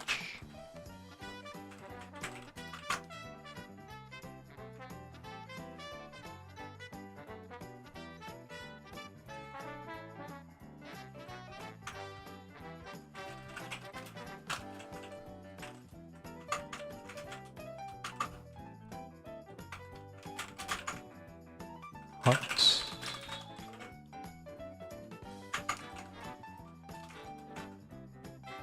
Get height of pyramid, and then draw pyramids. We are going to define this function.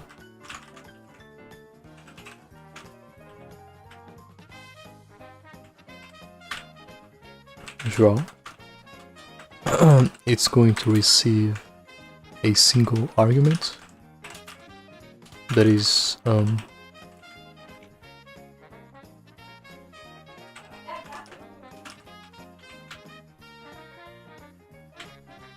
the height,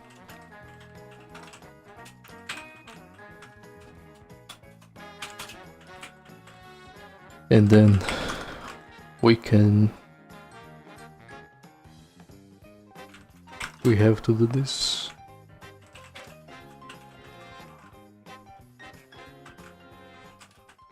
If n is less or equal to 0, we return. I didn't know this was possible. Mas aparentemente a gente consegue retornar de uma função que retorna void, né? I didn't know that.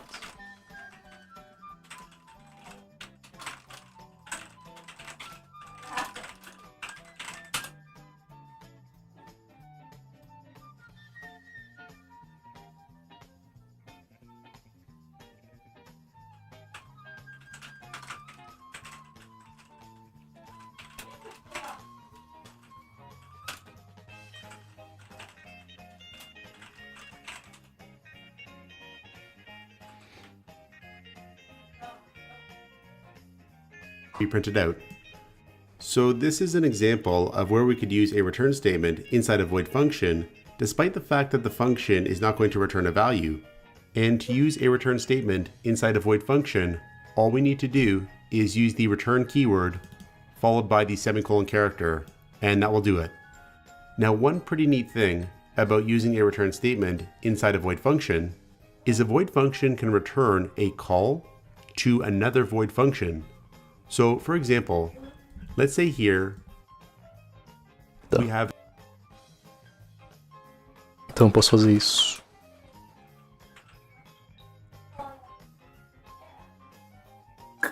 É muito bom saber disso.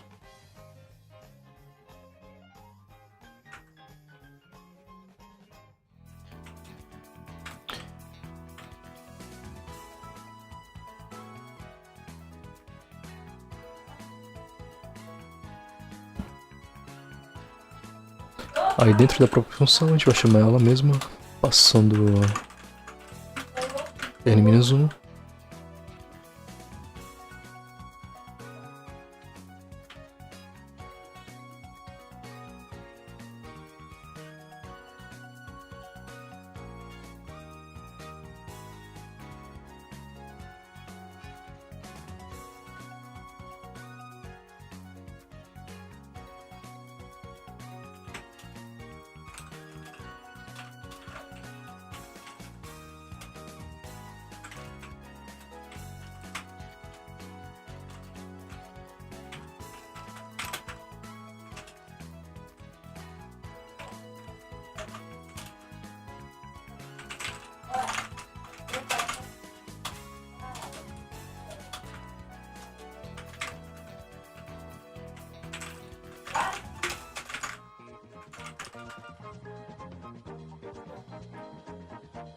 Tá. Mas como é que isso aqui vai funcionar?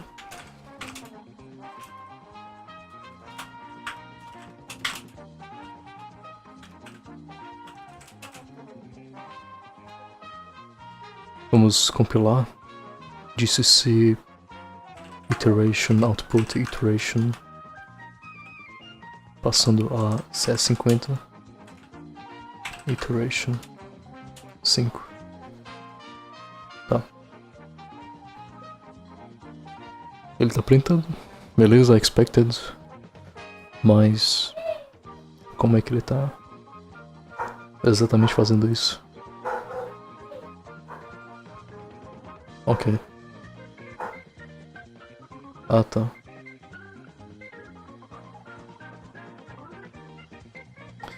Ok.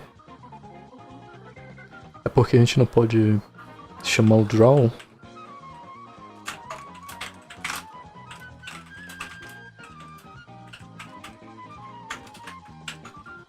Porque isso resultaria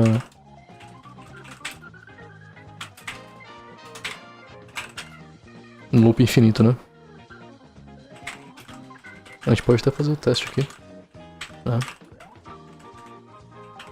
Isso aqui nunca seria executado. Porque simplesmente a gente teria um loop infinito. Se eu executar de novo, ó, a gente tem um segmentation fault. Né? Então a gente precisa fazer -1 aqui. Só que quando a gente faz -1, se a gente não colocar isso aqui embaixo, a pirâmide vai ter somente 4. Vai ter n-1, né, de altura. Então se não tiver isso daqui, ó, vou colocar uma altura de 5. É porque não vai nem printar, né?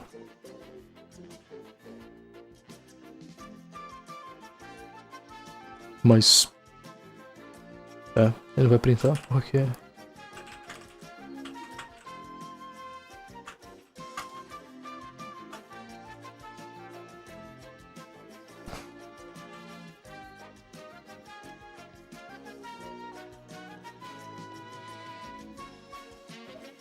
mas entendi.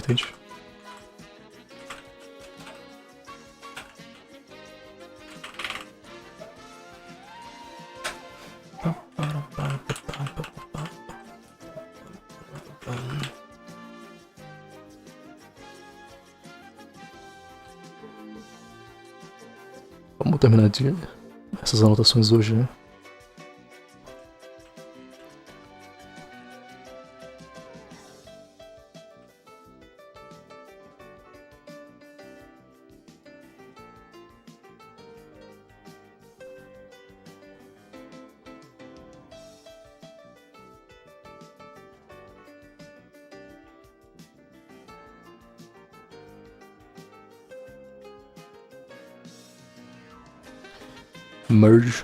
Merge, sort.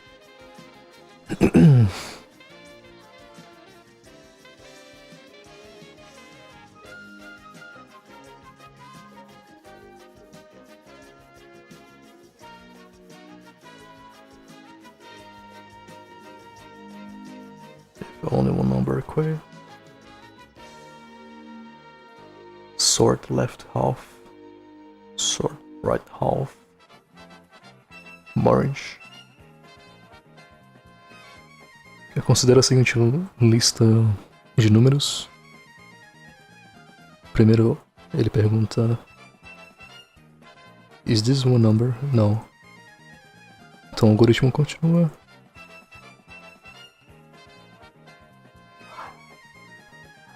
Ele vai cortar no meio, né? Ou mais perto do meio que puder, né? Caso o número seja um número ímpar, não vai ter um meio exato. E ele vai ordenar o da esquerda.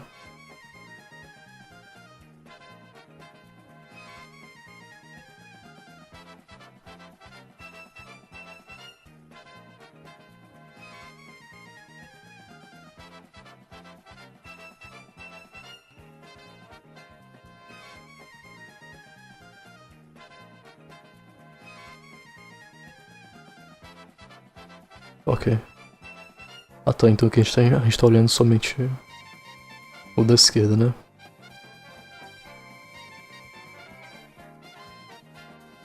Is this one number? Mais uma vez eu falei o split.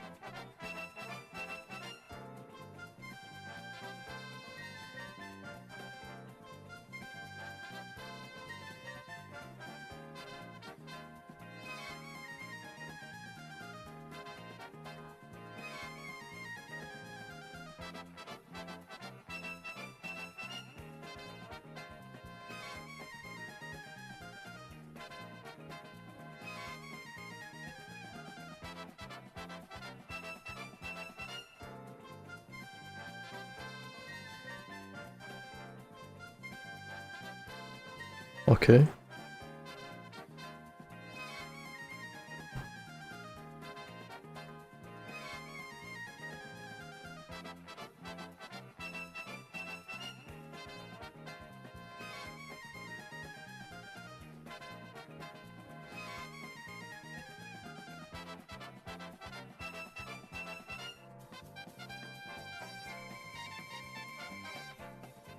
You will look the first number on the left side and the first number on the right.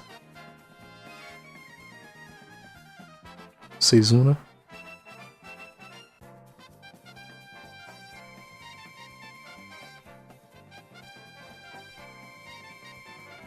Seria 3 aqui, né?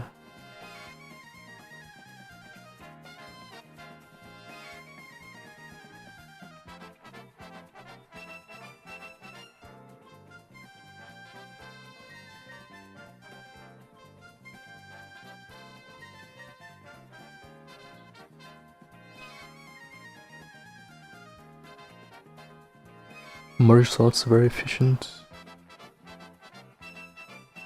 Ó, N log de N. Cadê?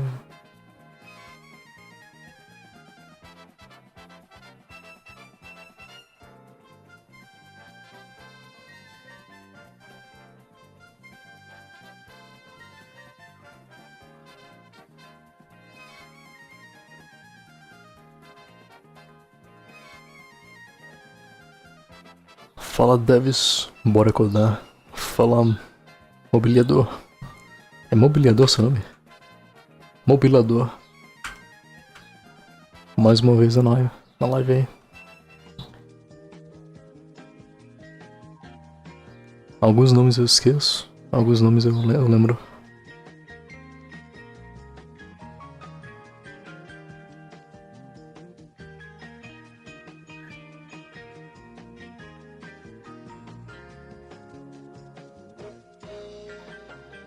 Aprendi.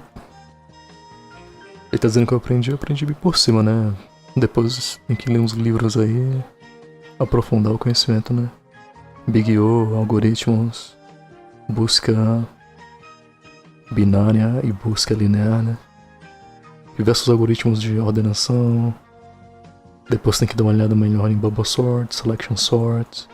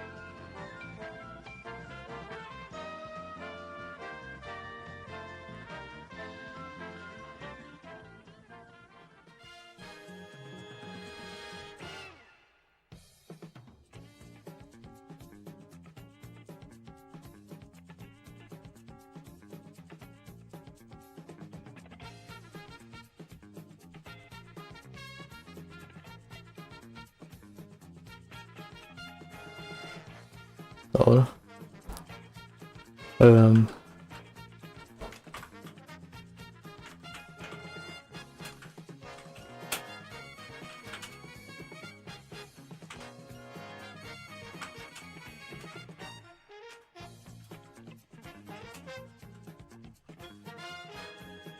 Vou tentar fazer algumas anotações aqui agora.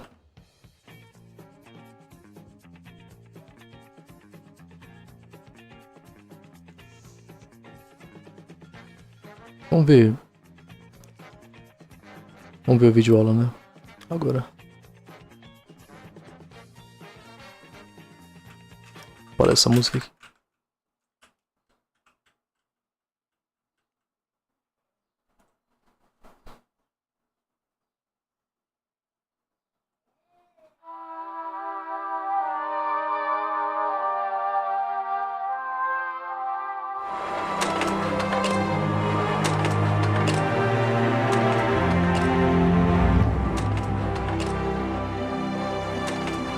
E é um filme, é?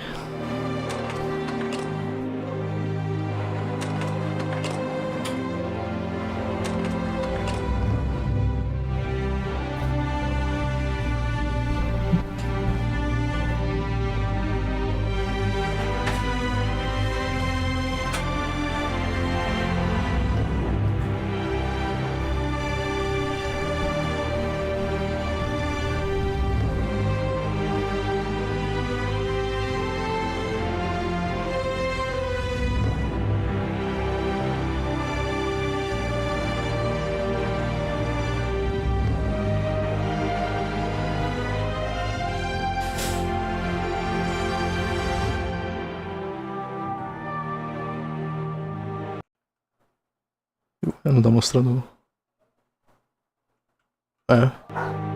Videoaula em inglês, o solo.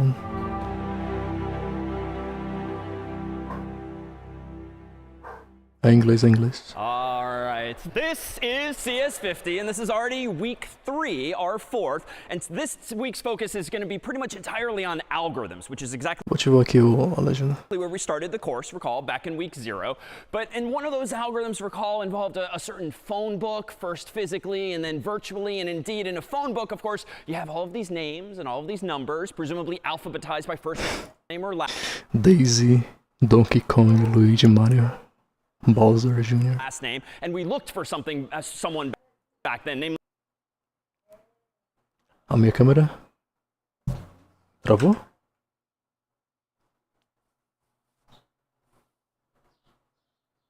A câmera tá muito bagunçada.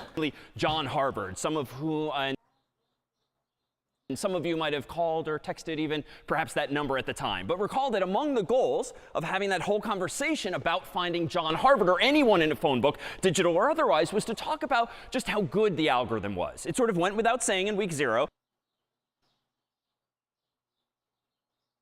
that the algorithm has to be correct. Otherwise, what's the point of writing it or implementing it in the first place? But we also talked about design, and can you make a better algorithm by thinking a little harder about it, maybe harnessing some of your intuition?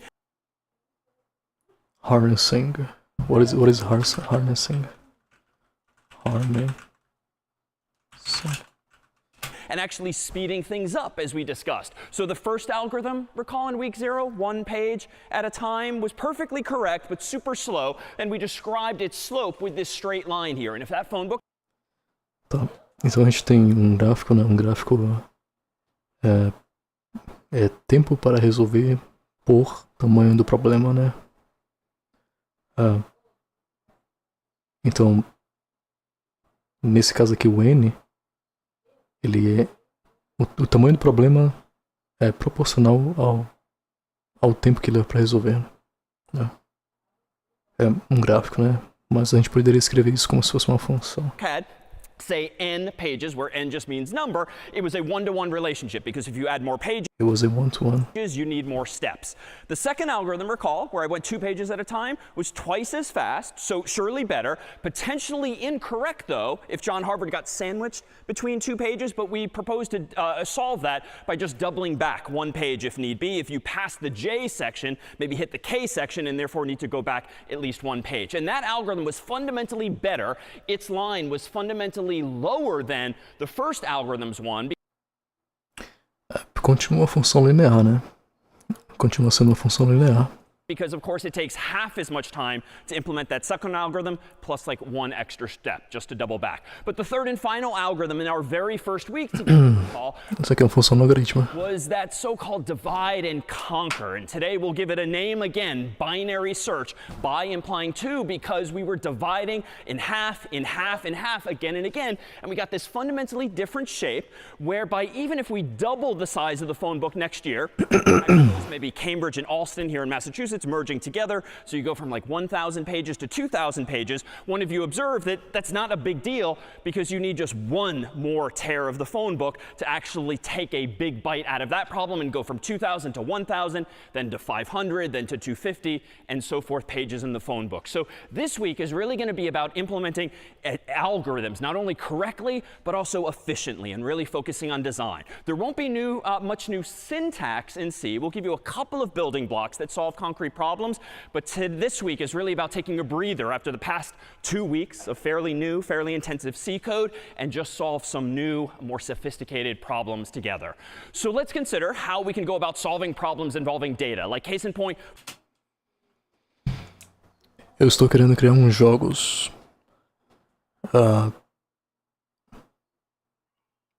Vou usar o Godot. A Godot. Eu já ouvi falar nessa Godot. Ela é o que? Uma espécie de engine para criar jogos, né? Eu acho que ela é uma engine, né? phone books are a good example. É interessante jogos, né? Eu quero fazer alguns jogos simples com SDL, C e SDL. De repente um OpenGL também. Insofar as they represent a decent-sized data set De repente aprender C++, né? that ideally is in fact sorted alphabetically or otherwise. And in the real world, like we are searching for, we are sorting information all of the time. Like OpenGL. in the past hour or so, all of us have used Google or some search engine in some form. How does Google get us search results like that? Well, they've probably used some kind of very clever layout in their server's memory to get us answers really quickly. So we'll begin to think about, especially when data gets big, how we can use this kind of hardware, but use, and on top of which we'll write software. Jogos em DX12 são mais complicados. Cara, não faço ideia. Eu nunca mexi com jogos também. Eu só tenho a vontade também, igual você. To solve actual problems. So here again is like a little black. Eu acho que o ponto positivo de jogos é que você nunca vai ficar sem ideia de projeto, sabe? Sempre vai ter alguma ideia de projeto de jogo pra tu fazer. Chip on top of what's otherwise called a circuit board or a logic board inside of our Macs PCs and phones. If though we abstract this away and just assume. Eu tenho. É porque jogos você vai. Jogos você faz a intersecção, né, entre programação e arte. That if this big chip here represents like 1 gigabyte of memory, 1 billion bytes or 8 billion bits, well, surely we can just arbitrarily but consistently number them. Like this is byte 0, this is byte 1, byte 2, dot, dot, dot, byte 1 billion all the way down here in the bottom. So we can address our memory in this way. So let's forget about the actual hardware there and now talk about what really is going on inside of the computer's memory, borrowing ideas from last week. So if this is just a canvas of memory, each of whose squares represents 1 byte of memory. How can we go about byte são 8 bits, né? laying out information, be it names or numbers or web pages or anything else? Well, recall that we divvied this memory up into chunks last time. Divide. What? Com 2 Vs? Não. Existe essa palavra em inglês?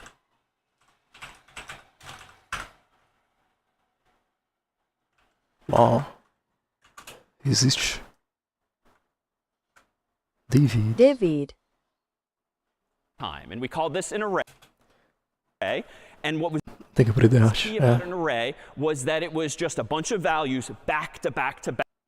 Mas eu não falo nem arte no sentido só de desenhar, sabe? Mas no sentido de ser criativo. Back in memory, so-called contiguous.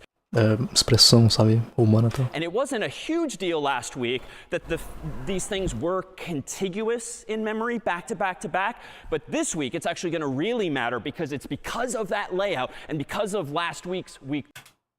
O que é isso aqui que ele tem na It's mesa? actually going to really matter Ah, são lockers. because it's because of that layout and because of last week's week 2 that we can actually solve problems efficiently in this week 3. So for instance, here are a whole Ah, isso aqui já tá ordenado, né? bunch of numbers, and these numbers are stored in an array. And this array is of size 7, it would seem, because there's 1, 2, 3, 4, 5, 6, 7 numbers in this here array. And of course, you and I can see all of these numbers at a glance with sort of a bird's eye view. But the catch is that computers technically can only look at one location in memory at a time. Now, that's a bit of a white lie because computers are getting so darn sophisticated nowadays that different types, fancier computers, can maybe do multiple things at a time. But for our model today, we'll assume that a computer can indeed only Será que isso tem a ver com cores? Tipo, quanto mais cores, ele pode fazer mais coisas. look at one location at a time. So for instance, if you're searching for the number 50 among all of these values here, well, all of us in a split second can kind of spot it over there, third from the right. But a computer is going to have to look for it a little more methodically, more algorithmically, if you will, step by step in order to solve that problem.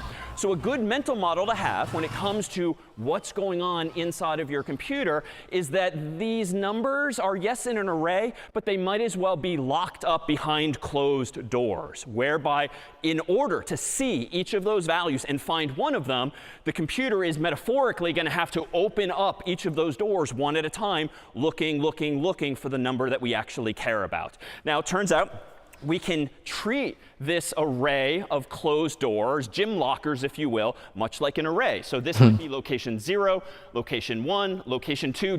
location 6. To be clear, there's 7 doors total, but as always, if you start counting from 0, it's n minus 1. Yeah, I gotta subtract refers to 1. the rightmost, or the last door, so 6 instead of 7. But there's indeed a total of 7 doors here. Just for parity with the lockers we were able to buy online, you might as well think of these as red doors, behind which are all of those numbers. So if the goal at hand now is to sort of mimic what's going on inside of a computer, I bet we could figure out how to find information among these doors. And this is just a problem to be solved. In the world of computing, this is the problem of searching, not surprisingly. And what does that really mean? Well, if we go back again to week 0, where this is computer science, like this is problem solving, what's the input to this problem? Well, we have an array of 7 doors that might as well be locked up behind these doors. And we want to get as output a Boolean value, like true or false. Yes, the number 50 is here, or no, it is not. So true or false, respectively, will get the job done. And inside of this, of course, is going to be, as always, some kind of algorithm, step-by-step instructions for actually solving this problem. So how, then, would a computer concretely go about searching for numbers behind this door? Well, maybe just for fun, we went ahead here and printed out some Monopoly money, some large versions thereof, and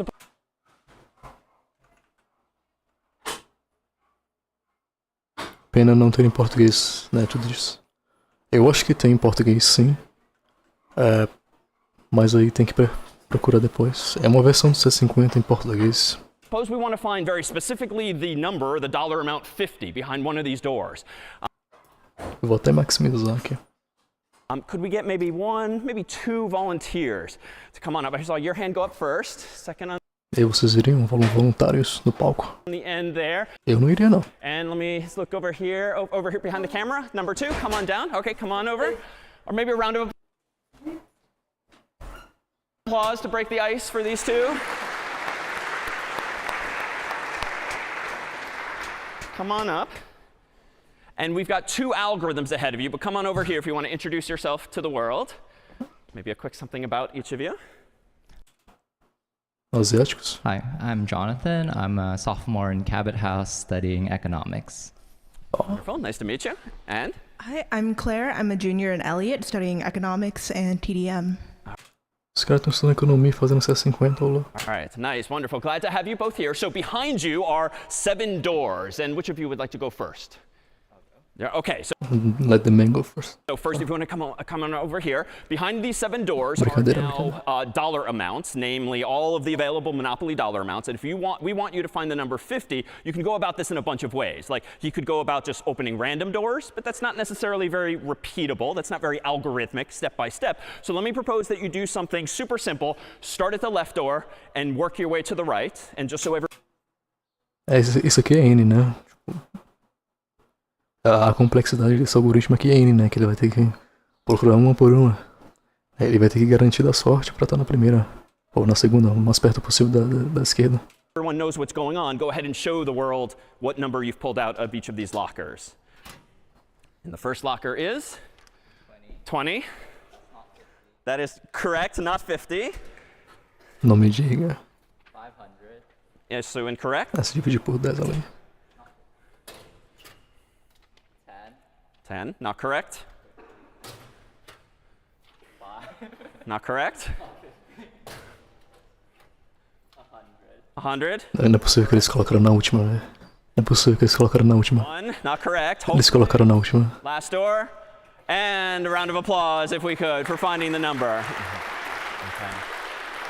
Okay, so Trollaram o cara. transition to a better algorithm, because frankly that was pretty bad, but it wasn't incorrect in the sense that he was doing anything wrong. He sort of just had some bad luck. And frankly, if I hadn't sort of led him to that path from left to right, I could have proposed more cleverly that you maybe start from the right and then boom, the problem would have been solved. But in general, if data isn't necessarily cleanly laid out by us humans in this very manipulative approach, like maybe it's going to be at the beginning of the array, maybe it's going to be at the end of the array, you really don't know. So you might as well have one methodical approach, step by step, and just do it again and again. So I think even though that felt increasingly awkward because you didn't find the 50 till the end, that was kind of as good as you could have done in general. And let me propose, before we try a second algorithm, if we take a look at some pseudocode here, I dare say what you implemented with my sort of encouragement was something called linear search, literally walking in a line from left to right. And if we kind of take the fun out of searching for money behind doors, we can make this more algorithmic with pseudocode, English-like code, but written Pseudocode. in very terse language. Pseudocode. You did for each door from left to right. If 50 is behind the door, True. ideally, then you would have returned true. And Else. Go next door. that's when everyone applauded, of course. Else, if not, you might return false at the very end of this code. So we got lucky, 50 was there, but if you hadn't, you might have decreed, oh no, there's no 50, so I returned false. But notice the indentation here, just to highlight a key detail. I'm only returning false once I'm done with that loop. For instance, if I had poorly implemented this pseudo Foi o que eu falei. Mas ele vai ficar, né, chamando essa função sempre. like this, indenting that return false and only doing it conditionally if 50 is not behind the door. I know we're putting you on the spot here, but do you want to conjecture why this would be bad if you spot the mistake? If you put false right after else, that means once we search the first door and we don't find 50, it'll just return false and the program will finish. Exactly. So this code would indeed be a bad implementation, incorrect, because only if the 50 is behind the first door would it ever work correctly. We would otherwise bail out and return false prematurely. So this version here is indeed correct, but can we do better? Well, the numbers that were behind the doors for you, were they in any particular order? No, they were randomized. No, so we kind of set you up for failure in that sense. So if you don't mind, let's go ahead and pass the mic over. And secretly, behind me a moment ago, Yulia was kindly sorting all of those same dollar amounts behind the doors. And the question at hand now for you is going to be, find the number 50. But let's do this a bit like the phone book in week 0, where let's start in the middle. And if you recall from week 0, then let's go left or right accordingly. So what's behind the middle door? The middle door. Ah, tá. Porque tá. A quantidade de lockers é um número ímpar, né? Por isso que existe um meio. Que seria o quarto. É o quarto? É o quarto. And we have It's 20. 20. So not correct, but what do we now know? 50 is in which direction? To the right. All right, so to the right. So go to the middle of the right. So that leaves you with these 3 lockers. In that middle door now, It's 100. 100. So too big. So what do you now know? It's going to be to the left. Has to be logically, if it's there at all, in between those two. And now we get your round of applause much faster than before. All right. Mas isso aqui só funciona se tiver sorted, né? So this then, if I can step over here before we give you a parting gift, this is where we left things off a moment ago. And in linear search, line from left to right, we checked each door. But just to make things a little geekier now and a bit more quantitative in nature, that really is the same thing as slapping numbers on this problem, whereby the first door we're going to call 0. The last door we're going to call n-1 if we start to treat these lockers not as physical objects, but as arrays instead. So in that same spirit, let me propose that when we found the number 50 this time, we took a fundamentally different approach, just like week 0 when we did divide and conquer, aka binary search. Binary implying we split the problem in 2 and 2 and 2 by going left or right each time. And the pseudocode that you might have arguably just implemented looks a little something like this. If 50 is behind the middle door, well, we got lucky, and we can simply return true right away. But if it's not, if 50 is less than the value at the middle door, we could have gone left, even though you didn't need to. Else, if 50 is greater than that of the middle door, we could search right, and you did do that. But there's a fourth scenario here. And we talked a bit about this in week 0. Do you spot what other scenario I might want to consider? Que cenário? Que cenário? If it's either in the middle or to the left or to the right, what else might happen? So what else might happen? It was that fourth scenario, yeah. So it might not be there at all, right? I could have really set you up for failure by not putting the 50 there. And in code, though, we need to handle that, because I conjectured in week 0, when you don't handle all possible scenarios, that's when the computer crashes or freezes or just something goes awry. So if there are no doors left, you sort of run out of possibilities. Logically, we had better make sure we return false. So before we give you both maybe one final round of applause, wonderfully, Monopoly makes its own Harvard edition for Cambridge, so we have a nice parting gift for both of you today. Thank you both for coming on up. Ah, cadê o meu? Ah, cadê o meu? All right. So just to now make that algorithm a bit more quantitative, instead of just saying middle, middle, middle, let's use a bit of array syntax here now too. So this is the same exact pseudocode for that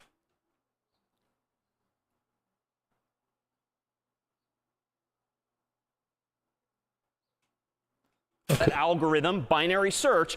And so the first condition is the same. If no doors left, just return false. But if 50 is behind doors bracket middle, and again, I'm sort of stealing some syntax from last week where we introduced square brackets for arrays, but I'm still using pseudocode. So this isn't C per se, but by doors, I mean the array known as doors. Bracket middle, I mean whatever the middle number is, the middle index is, go there. If you found it behind the doors bracket middle, return true. Else, as we enacted a moment ago, if 50 is less than Não vai dar pra terminar essa aula hoje, né? the middle door, then go ahead and search what? Well, instead of saying search to the left and search to the right, let's make this again more precise today. Search the array of doors from location 0 all the way through location middle -1. So what do I mean by that? Here was the What do you mean by that? middle door, and even though this is not what we did a moment ago, if we were to go left, here's bracket 0, the first door. Here is middle -1, because if this is middle, -1 is immediately to the left, and this is why this algorithm would indeed have us searching the left half. Equivalently, if 50 is greater than doors bracket middle, then search doors middle +1 through doors n-1. Mas isso é assumindo que o array esteja ordenado, né? Do menor para o maior ou do maior para o menor. Well, the end of an array, if 0 indexed, that is, you start counting at 0, this is always n-1. If this is middle, middle +1 is here, and this is exactly what you just did, searching the right half of those doors. So we have this translation then from sort of the intuitive pseudocode from week 0 into now the more technical expression of arrays and array syntax here this week. And that's something now we'll begin to build on over the course of writing and implementing some of these problems here today. So if we now have algorithms that both solve the same problem, just like in week 0, which of those algorithms was better? The first one, which we called linear search, That's the second one. Or the second one, which we called binary search. The binaries. They're both correct, I would claim. So which is better? Which is better design? 2. And why do you say that? OK, so 2 is more efficient insofar as the second algorithm, if I'm thinking back, only took 3 steps. She only had to open up 3 of the doors, whereas the first algorithm, linear search, actually took as many as 7 steps. And in fact, we'll see some math underlying this. But it would be nice now if we could really compare the design of, the efficiency of algorithms a little more rigorously than just saying one is better than the other. Let's see if we can slap, not some numbers Nossa, ele cuspiu ali, velho. on it, but maybe just some very simple arithmetic or algebraic formulas that allow us to compare two algorithms, so that in the real world and in problem sets and in projects in the future, you can sort of make a more quantitative claim as to which approach is indeed better.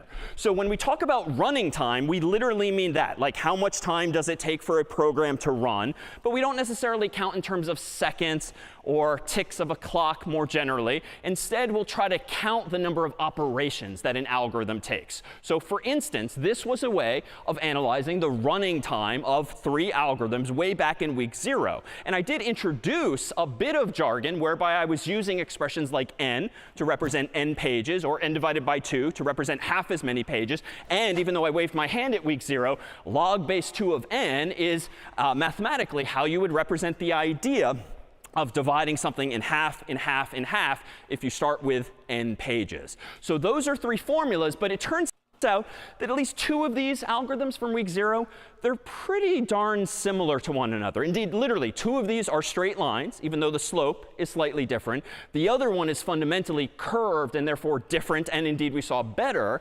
But let's get out of the business of worrying about maybe constant values, like dividing by 2. We really want to care about when algorithms are sort of fundamentally better than one or the other. So case in point, here are those same 2 algorithms from week 0. This was turning 1 page at a time. This was turning 2 pages at a time. Honestly, if I wanted to speed things up by a factor of 2, why don't I just use a faster Mac? A faster PC, right? Nowadays, I could literally wait like 1 year, and next year's computer will be practically twice as fast, it would seem, than the first. And so if we start to try to compare the efficiency of algorithms, it would be nice if they're sort of resilient, those comparisons, to what computer you use to run the code. We want to take a step back and sort of approach things a little more mathematically, but fairly lightweight nonetheless. And so the way a computer scientist typically describes the running time of an algorithm is by using a capital O as in a letter, and using it to imply on the order of this many steps. And I actually keep saying as a turn of phrase, wave my hand at a problem. This is sort of the mathematical equivalent of I don't really care about the very precise mathematical formula. It is roughly on the order of this fast or this slow. So what this means is that if you want to describe the running time of this algorithm, this one, or this one, syntactically, you literally write on a piece of paper or an essay or the like, big O, and then in parentheses, a little mathematical formula that describes how the running time relates to the size of the problem, just like this XY grid. But it turns out, and I'll claim, we rarely care about denominators if they're just constants like 2 or 3 or 4. All we care about really is the highest ordered term. So whatever the biggest mathematical component is in the expression, the one that really matters as n gets big, that's the one we care about. Because frankly, if n is 2 billion pages, 2 billion in size, well, 1 billion still feels pretty darn slow. If it's going to take that many steps, they might as well be just as slow as each other. But this one here, similarly, if you remember your logarithms, even the base doesn't matter, because you can actually multiply one logarithm by a constant to sort of change the base. And so here, too, we're going to get rid of the specific constant like 2. And here, then, is how we would describe the running time. And in fact, if you zoom out in your mind's eye and assume that the y-axis is bigger and the x-axis is bigger, if you keep zooming out, zooming out, zooming out, these 2 lines are actually going to pretty much look the same once you've zoomed out far enough. And that's what I mean by they're essentially themselves algorithmically the same. As n gets big, big, big, big, these might as well be the same algorithms. but this one is clearly not. And we claimed in week 0 that this one was better. I claim again today that this one is better.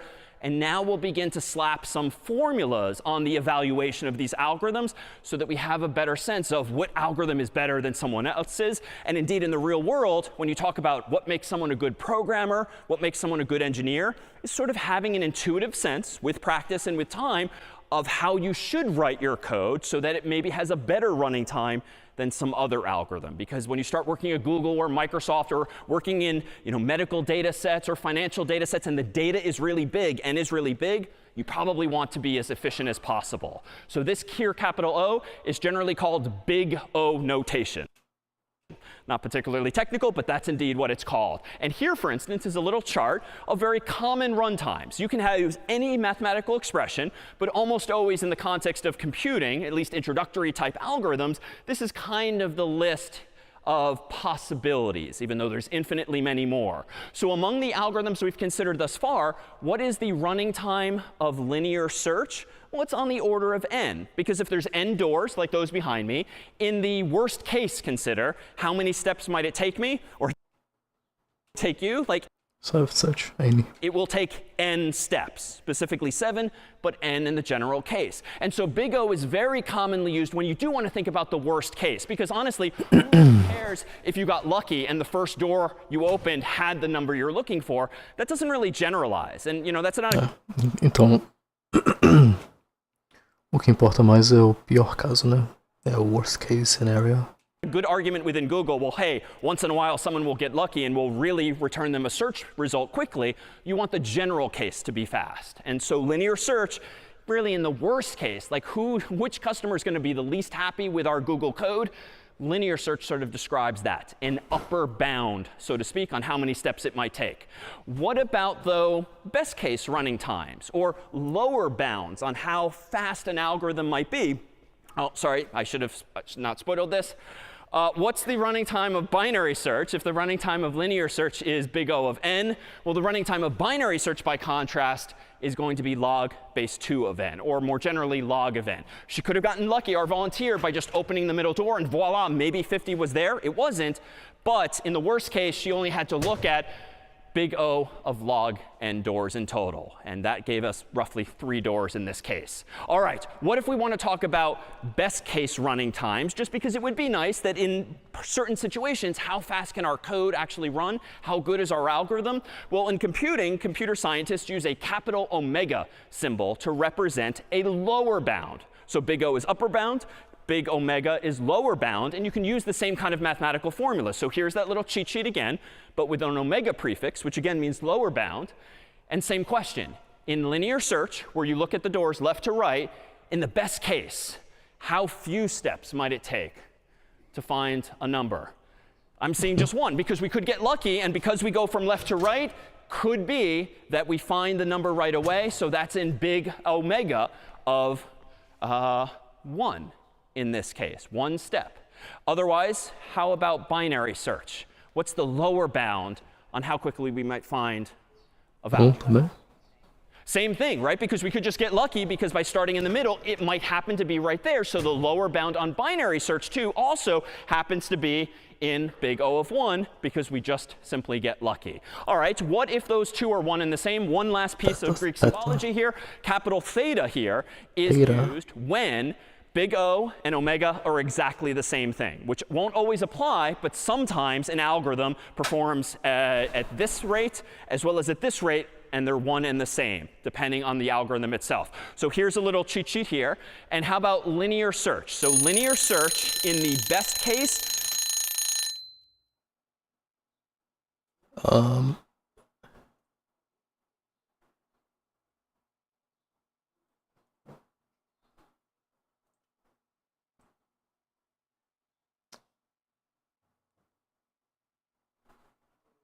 45.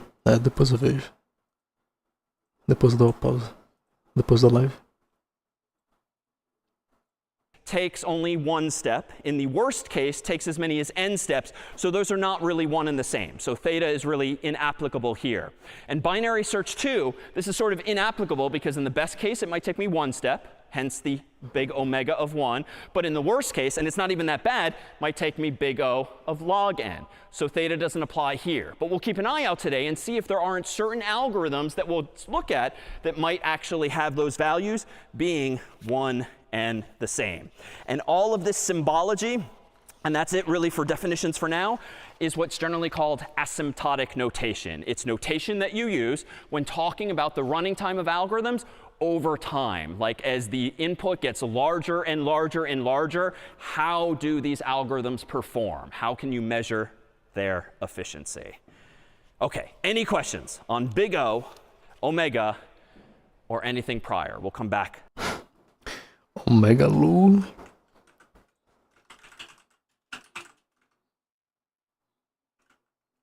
To theta before long. Any questions? Yeah, in front. Inaudible. Sorry, say again? Is binary search efficient with respect to? Oh, really good question. Is binary search efficient when searching random data, as was the case with our first set of doors? And indeed, Is binary search efficient when searching random data? No? those numbers were all over the place. They were not sorted from smallest to largest or largest to smallest. So what is the answer to that? Is binary search efficient when the data is random? It doesn't work at all. And so that was sort of the hidden cost of the two algorithms that we acted out. And literally, I had Yulia come up and help me. She did more work to enable us to use binary search, because only for the second exercise with the lockers was the data actually sorted. So binary search just does not work if the data is random, because you would open a door, see a number, like the number 20, and now you would make a decision whether to go left or right based on the number you've seen. So you simply cannot use binary. Essa decisão de para a esquerda ou para a direita não faria sentido, né? Porque tá tudo randomizado. Binary search when the data is unsorted, aka random. In that case, then, how do you sort the data? That's going to be one of the problems we solve ultimately today. Get the data sorted, help Googles of the world sort their data first so that we can find web pages and other things more quickly. Yeah, and back. Oh, any questions? No? All right, so let's actually translate some of this to a little bit of code here. How could we go about implementing something like linear search? Well, let me do this. Let me go over to VS Code here. Let me propose to create a new program called search.c. So I'm going to do code search.c. And in here, I'm going to use the CS50 library at the top so I can get input. I'm going to use standardIO.h so I can print stuff out on the screen. I'm going to use int main void, because for today, I don't really care about command line arguments for this particular program. And let me start with an array of values. Suppose I want to implement in code the idea of these lockers containing those random values initially, and implement in C the very first algorithm we enacted with our volunteers, which was searching from left to right. Well, it turns out in C, I can create an array recall by saying I want integers. I want the array to be called numbers. And then inside of square brackets, I can specify how many elements I want. Maybe I want 3, like last week. But in this case, I think I want 7 this week to represent each of these lockers. But it turns out you can initialize an array without even using getInt or the like. You can just specify in empty square brackets that that whole array should equal the following inside of curly braces. So this is one new use of curly braces, but it's a handy trick when you want to create an array that has specific values like 20, 500, 10, 5, 100, 1, and 50, which just happens to be the exact order in which the dollar amounts previously were behind those lockers. So what does this line 6 do at the moment? It creates for me an array of size 7 and initializes it to that sequence of values from left to right. It is not strictly necessary to bother putting 7 there, and it's probably best not to, because the computer, specifically the compiler, will figure out how big the array should be based on what you typed inside of those curly braces. And you're just inviting a mistake if you put a number over here that's supposed to match the total over here. At some point, you're probably going to err. All right, so if that gives me then an array of size 7, let me go ahead and ask the user what number do you want to search for, much like I verbalized before. So int n equals get int, and I'll prompt the human for a number, as with this kind of prompt. How do I now implement linear search? Well, based on the constructs we explored in week 0 and week 1, we had conditionals and loops and variables and Boolean expressions and the like. What is probably like the feature of a programming language that we're going to need to search from left to right to implement linear search? Loop. a for loop probably, or a while loop, but a loop in general. Why? Because I could use like 7 conditionals, and I could say if the numbers bracket 0 equals this value, then return true. Else if numbers bracket 1 equals this number, then return true. But that's not very general purpose. If we're going to have all of these conditionals, let's just have one that asks the same question by just changing some variable. And a for loop is often the paradigm. So for int I equals 0, I is less than 7, I plus plus, and this code alone sort of sets me up to implement what our first volunteer did from left to right with the lockers. Vai fazer isso aqui. Question I want to ask, well, does Vai fazer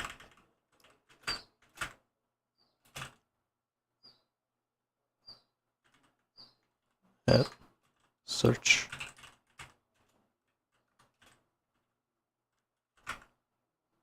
É exatamente isso aqui.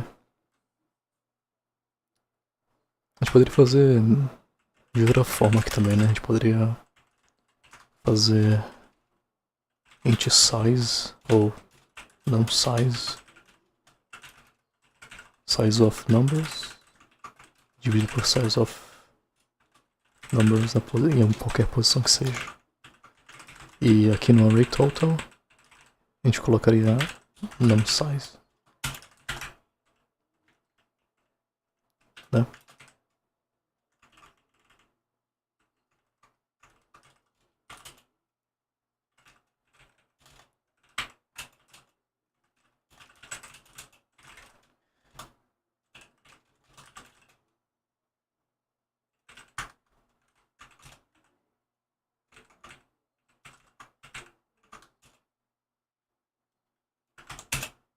Found. 200 não existe. Not found. Does the array of numbers at the current location I equal the number n that we're actually looking for? So does the number behind the first door, second door, third door actually equal 50, for instance, or whatever's typed in? And if so, let's go ahead and print out something clear like found \n. Else, I don't think I want to do this. Printf not found. So let me for a moment sort of poorly implement this. What have I done wrong with this code? Yeah.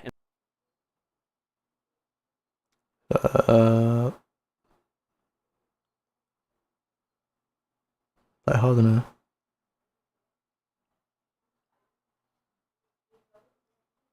Ó, qual que vai ser o output desse código? Ele vai imprintar. Depende da entrada, né, do usuário. Depende do valor que o usuário quiser ir procurar.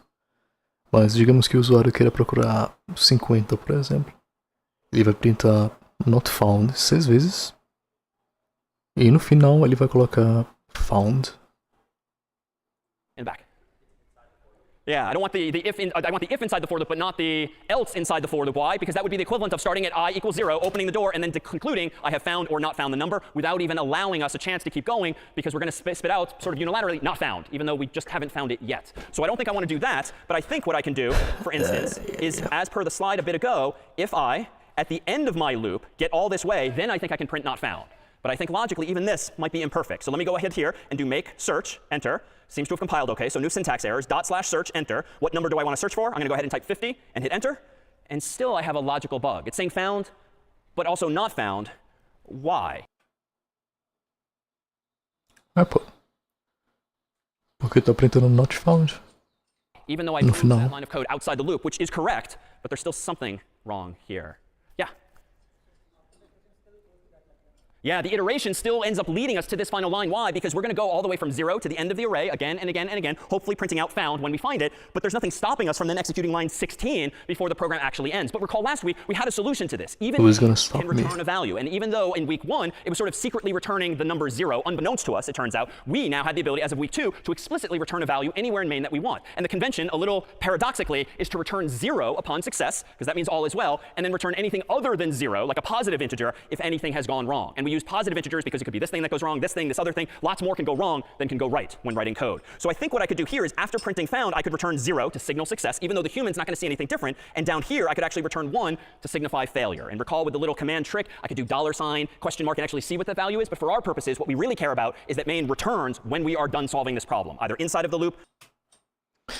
E aí, como a gente está dentro de um for, quer dizer, como a gente está dentro de uma função, né, a função main, a gente pode usar return, e o return essencialmente vai parar com a execução da função, né. No caso, 0 vai ser tratado como sucesso pelo shell, né. Então a gente está retornando isso aqui para o shell, que é o ambiente que está executando o programa em C. Mas o 0 dentro do C é o contrário, né? Ele é falso. Dentro de uma expressão booleana. É confuso porque é justamente o inverso, né? Or ultimately outside. So let me try this again. Make search, /search. Let's search for again the number 50, enter, and indeed it is found and only found. Let's do this again. /search. Let's search for the number 2, which is not in that array, and I should see and only see not found in this case. So this then would Muito louco. be the code for linear search. Any questions on what we just did here? Yeah. Leonardo Enes. Returns are igual a sucesso, A really good question. What if we don't initialize the array? Well, honestly, in programming, a very good answer to that question is just try it out and see what happens. Mas é porque no shell 0 é tratado como verdadeiro, né? So let me create an array of size 7 with no values inside of it. Let me reopen my terminal window, do make search, and the compiler doesn't seem to mind that. If I go ahead and now do /search, enter, I'll be prompted for a number. Por exemplo, se eu fizer aqui no shell if, aí eu colocar, sei lá, if true, tem true aqui, né? Tem true. Porque não tem como fazer assim, né? Deixa eu fazer assim, ó, temp igual a 0. Eu faço if temp. Assim não vai funcionar assim. Enfim. Não tem booleano no C.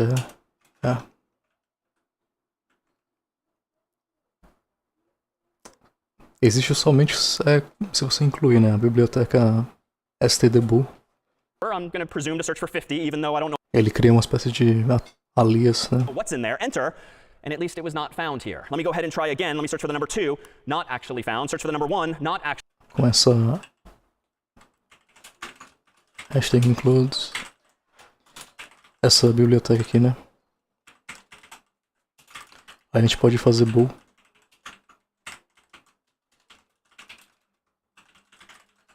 Sim. Actually found, and I could poke around all day long, but it turns out I'm probably just getting lucky here. Why? Well, this loop, no matter what, is going to check 7 locations, but I have not put anything in any of those 7 locations. But recall from last week, we sometimes saw those garbage values, sort of remnants of memory that, of course, exist, but maybe had been used for some other value previously. At the moment, I think I'm just getting lucky that among the first 7 locations in the computer's memory, I just didn't end up with a garbage value 50 or 2 or 1. But if we played this game for a while, I bet I could come up with a number that actually works. And let's see. Ah, tá, entendi. At the risk of a demo not going according to plan. Tá dizendo que porque ele não inicializou o array, né, a gente vai ter um valor lixo, né, um garbage value. E aí pode ser que em algum momento a gente vai ter found, né. Let me do /search. Let's search for 0. Still not there. Let's search for 3, 4. Okay, we're going to have to do this all day long to actually find the values. There's 4 billion possibilities, but at some point we would get lucky and it would say found, but only by chance. So in short, do not do that, since it is wrong. All right, other questions on the code that we've just written? All right, so let's transition into maybe a better version of this. What if the numbers are actually sorted? And frankly, what if they're not actually numbers at all? Let me go back into this code. Let me throw away the contents of main, and let's do something maybe now with strings instead, just so it's more like searching an actual phone book. So I'm going to create an array of strings called strings, for lack of a better name. And much like a For lack of a better name. game with which you might now be familiar, we might have a string for battleship and boot and cannon and iron and thimble and top hat, though this does vary by country based on which version of Monopoly you actually have. Then let's go ahead and prompt the user for a string s using getString and ask them for a string to search for. And then let's do a for loop again. For int I equals 0, I less than 1, 2, 3, 4, 5, 6 values. I'm hard coding 6, and I don't like that, but we'll come back to that idea in general of figuring out what the length of that array might be. But for now, I'm just going to hard code it. But The length é STRT, né? Enfim, chegou a hora, né? 1h50, eu vou finalizar a live por aqui. Agora eu vou estudar Git, mas fora de live, né? E é isso. Muito obrigado pela participação de todo mundo. Olha o sol. Rapaz.